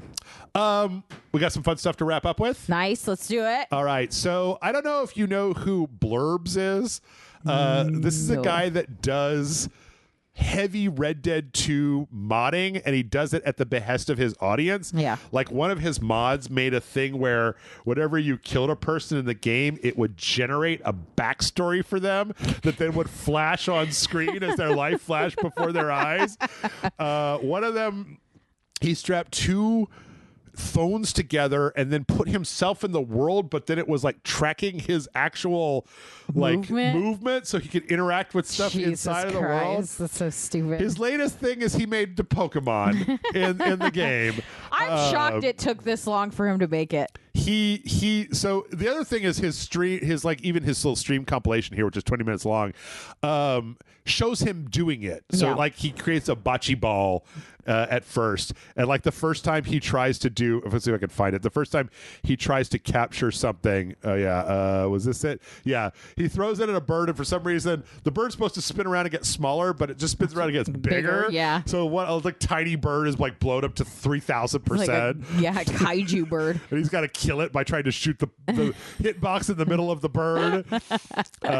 So finally he figures out how to make the characters like spin around and get in his inventory, and he makes a little thing, and then he figures out how to make a little Pokemon transition. That's so funny. So that when he throws the ball at people, it does little Pokemon transition and then they come up, and then you've got like animals and things, but he shows that like he can capture whatever, and so sometimes he'll throw it at like a building and it accidentally captures the building, and so it's pretty hilarious. By the end he designates several of the NPCs in the game as like gym leaders. That's and amazing. Goes and battles them with his Pokemon. So stupid. Yeah, it's pretty fun. Go check it out. That's good. I'm sure everybody already knows this, but good news from Markiplier. Yeah. That Iron Lung movie that he was making came out and was like neck and neck with Sam Raimi's fucking movie. I'm so happy. Bruce Campbell tweeted about it and was like, I'm just happy to see that like the moxie's still around, like still gets things done. I haven't seen it. We're going to watch it this weekend, hopefully. Yep. I'm not a big fan. I'm like, I watch Markiplier casually and I don't know or care about Iron Lung, but like I love independent, like dude had a passion and $3 million and he tripled it in a weekend. Go. And I fucking love that. Yeah. I'm always a big fan, especially in horror, of somebody like just making something. He got like he fully rejected. He tried to bring it to studios, and every one of them wanted to like take it. Yeah. And so he was like, well, no. And if I've got to do it myself and then find an independent company to do the distribution, I'll do it. Yeah. And then, I mean, I don't think I saw maybe like one ad for it somewhere, but like it was all just underground, word of mouth. His word of mouth. John and I were talking about how like the people always say like you can't sell a movie on somebody's name anymore. Yeah. Like there is no like George Clooney's in this, I have to watch it kind of thing. That doesn't really sell anymore. And I was like, except it does, but they don't want to admit it because Markiplier proved that there are names that sell because Markiplier just went out and said. And the funny thing is, he wasn't like, call your local theater and get us in your theater. It was only supposed to play in like 40 theaters. And then his audience started calling AMC, calling Cinemark, calling Regal, and getting... And those guys are dying. Yeah. Like, they're like, will you come? Yeah. If we put it in, will you come and buy a ticket? Yeah, genuinely. So like so it went from like 40 theaters to across the U.S. Well, I remember when I saw him announce the date and was like, and see if we're playing in your city. And I was like, Austin's big enough, maybe it's there. And it wasn't. Oh. And a week later we got a theater, and then like a couple days, and then like it went like fast after that. It took a couple of days to get one in Austin, and then it was every theater in town now showing it. Nice. What a great story. Yeah. He was so funny, him talking about Like he was like, it was really emotional experience, like the entire weekend, just getting all these notifications about like the numbers and the people and the congratulations and stuff. And I'm like, that's got to be like doing all that hard. Fulfilling. It's the exact opposite of the thing with the Jordan Mechner with the Prince of Persia, where you suffer for the thing and you don't know what's going to happen, and then you put out and like, oh my god, it was even more successful than I thought. He knew he had an audience, but I genuinely thought he was going to be like, and it's going to come out and it's going to be in 40 theaters, and those 40 theaters are going to sell out, and I'm going to find somebody to distribute or stream it. It was only supposed to be one weekend, right? It was only they extended it to the second weekend. So, and they'll probably keep extending it if it keeps making them money. Yep. And like, I think it's great. I think it's fucking fantastic. Like, he got a popcorn bucket. He went from 40 theaters to Iron Lung has a popcorn bucket that Regal Cinema is doing, I think. Apparently, then the little trivia is that they used more. There was more fake blood than anybody else. Yeah. Oh my god, he got hospitalized, and he had like during the filming something happened, he got hospitalized, but because he was like in the blood, he was like dyed red, like this. Yeah, it's just very funny. He said that the Evil Dead, the 2013 Evil Dead remake apparently used 70,000 gallons of fake blood. He really is just gunning for Sam Raimi, huh? Well, that wasn't, I mean, do you know what I mean? Yeah. Though, No, like, I gotcha. Like little indie horror going against Sam Raimi's newest movie. And then also used more blood than the last. But here's the other thing with that Sam Raimi movie. I'd never seen a single trailer for it. I hadn't seen anybody talk about it until this week, and it's been out for a week. I don't know what it is. It's like when people were like, "Can you believe that One Battle After Another didn't make money?" And I was like, "Yes." Yeah. I didn't know it was even a thing. Yeah. And then everybody was like, "I can't believe nobody's going to go see One Battle After Another." And I'm like, "What?" Yeah, I knew about Send Help. Like vaguely, where I was like, "Oh, Rachel McAdams has a movie out. Cool." Didn't know it was Sam Raimi until this week because the press didn't say anything. I didn't know last year that The Running Man was an Edgar Wright movie. Yeah. I was like, what the fuck? Yeah. I heard it wasn't great. Yeah. Well, they ate 80,000 gallons of blood. So they topped the record. Concerning, but sure. Yeah. Yeah, I don't know. And he turned it into a positive because he started a blood drive for it as well, because he was like, let's turn it into something positive for like everybody. I really like David Szymanski as well, the guy that made the game. Yeah. It also made like Chop Goblins and fucking Squirrel Stapler. And sure, those Dusk. are probably Mark's next movie. So well, no, I was talking. My dad asked me about it. He was like, "What is Iron Lung?" And I was like, "Okay, let me explain it to you." But I'm like, David Szymanski is very active on Twitter, and I'm sure that it's like, hey, I'm a big personality. What do you want for your... It's like the John Carpenter thing. How much do you want for the rights to Iron Lung? He's like, I don't know, 2K and 5%? Like, fucking do whatever you want, man. I don't give a shit. Nobody's going to be asking me for the rights for this to be a movie. You seem like an okay guy. I guess give me some money if it ends up being a thing, which it won't. Like, right? So... the worst critique I've seen for it is that it's 2 hours long, and people are like, it's boring. But I think part of me feels like some people can't handle, like attention span wise, can't handle 2 hour long. It is a dude in a single space horror story. He said his because I watched a bunch of things on him talking about it, and he said his big influence for horror is Event Horizon, which was like green flags flying off for me. And then somebody said it was long and boring. It reminded me of The Cube, and I was like, great. I was like, oh hell yeah, dude. Was that supposed to put me off? Yeah. Like, was I supposed to not go? It's always a good sign for me when it's like the people that love Markiplier are going to say that movie's good no matter what. Sure. But the people that don't like the movie are saying things that sell me on the movie. Yep. I'm like, bad news for you guys. Oh, it's slow and boring like Cube. And I'm like, cool. Yeah, you mean the fantastic movie? It's like that. It's like the fucking It's Always Sunny thing with the nude pics where like, it's boring like Cube. It's like, where is it? No, seriously, what's the website? Awful. I should watch it just to make sure. Yeah. What a great little story.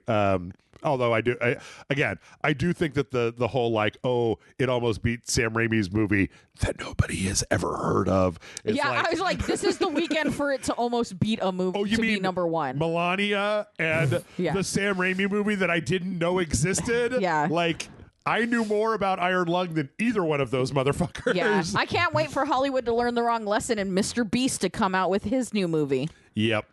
I hope the Markiplier, I hope he does more. I mean, he said he wants to do, like, his whole YouTube career has basically been leading up to this. You need to find something that was something that's, again, smaller. Like the thing about even Iron Lung, the game is just $1. Yeah. Like, so I think that's a perfect choice for a first movie, though, where it's like a single set, a single person. Yep. Thing. A bottle episode. I don't know because I haven't seen it, but I have a feeling he shouldn't be the lead actor in his next movie. Probably not. But you know what? If you're going to bankroll it yourself, you might as well put your fucking face on it. You know, hey, it's funny. This article, this was a Hollywood Reporter article. He talked about like at first, it's like he really was paranoid about his takes. But the thing is, they had to screw him into the thing. Yeah. So he couldn't like go out to look at the takes every time. So his wife was the one that was watching the takes. And then he was like, and I had to get this level of trust where I was like, you got to tell me if it's bad. Yeah. Like, so I don't know. It's interesting. Last but not least, I have a really funny story. Yes. Okay.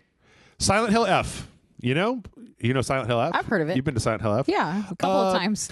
The actor and actress that play Hineko's mother and father are a thing. They're not like together. Okay. But after the game came out, they started going on publicity dates to just like be like, we are not them. Yeah. Like, we are not the monsters of the game. We are just some regular people. Yeah. And because like they adorable. did like facial capture and stuff for it too. Is there. Yeah, I recognize the dad right away. Yep. So I know that glorp anywhere. people, the glorp, people were, the internet of course loves them and is like very much into them as a couple. Yeah. So they put out this video, or is it down here? They put out a video. Oh wait, where the hell is it? Where, it's a YouTube short. And it's called An Important Announcement. And it's the two of them doing this kind of very like dour talking about stuff. I didn't translate. None of it's translated. But then like at the end, they get like super excited. And it's because they have been chosen as vacation ambassadors to the town in Japan that the town in Silent Hill is based off of. Funny. So they got these little certificates that make them kind of like brand ambassadors for a little rural town.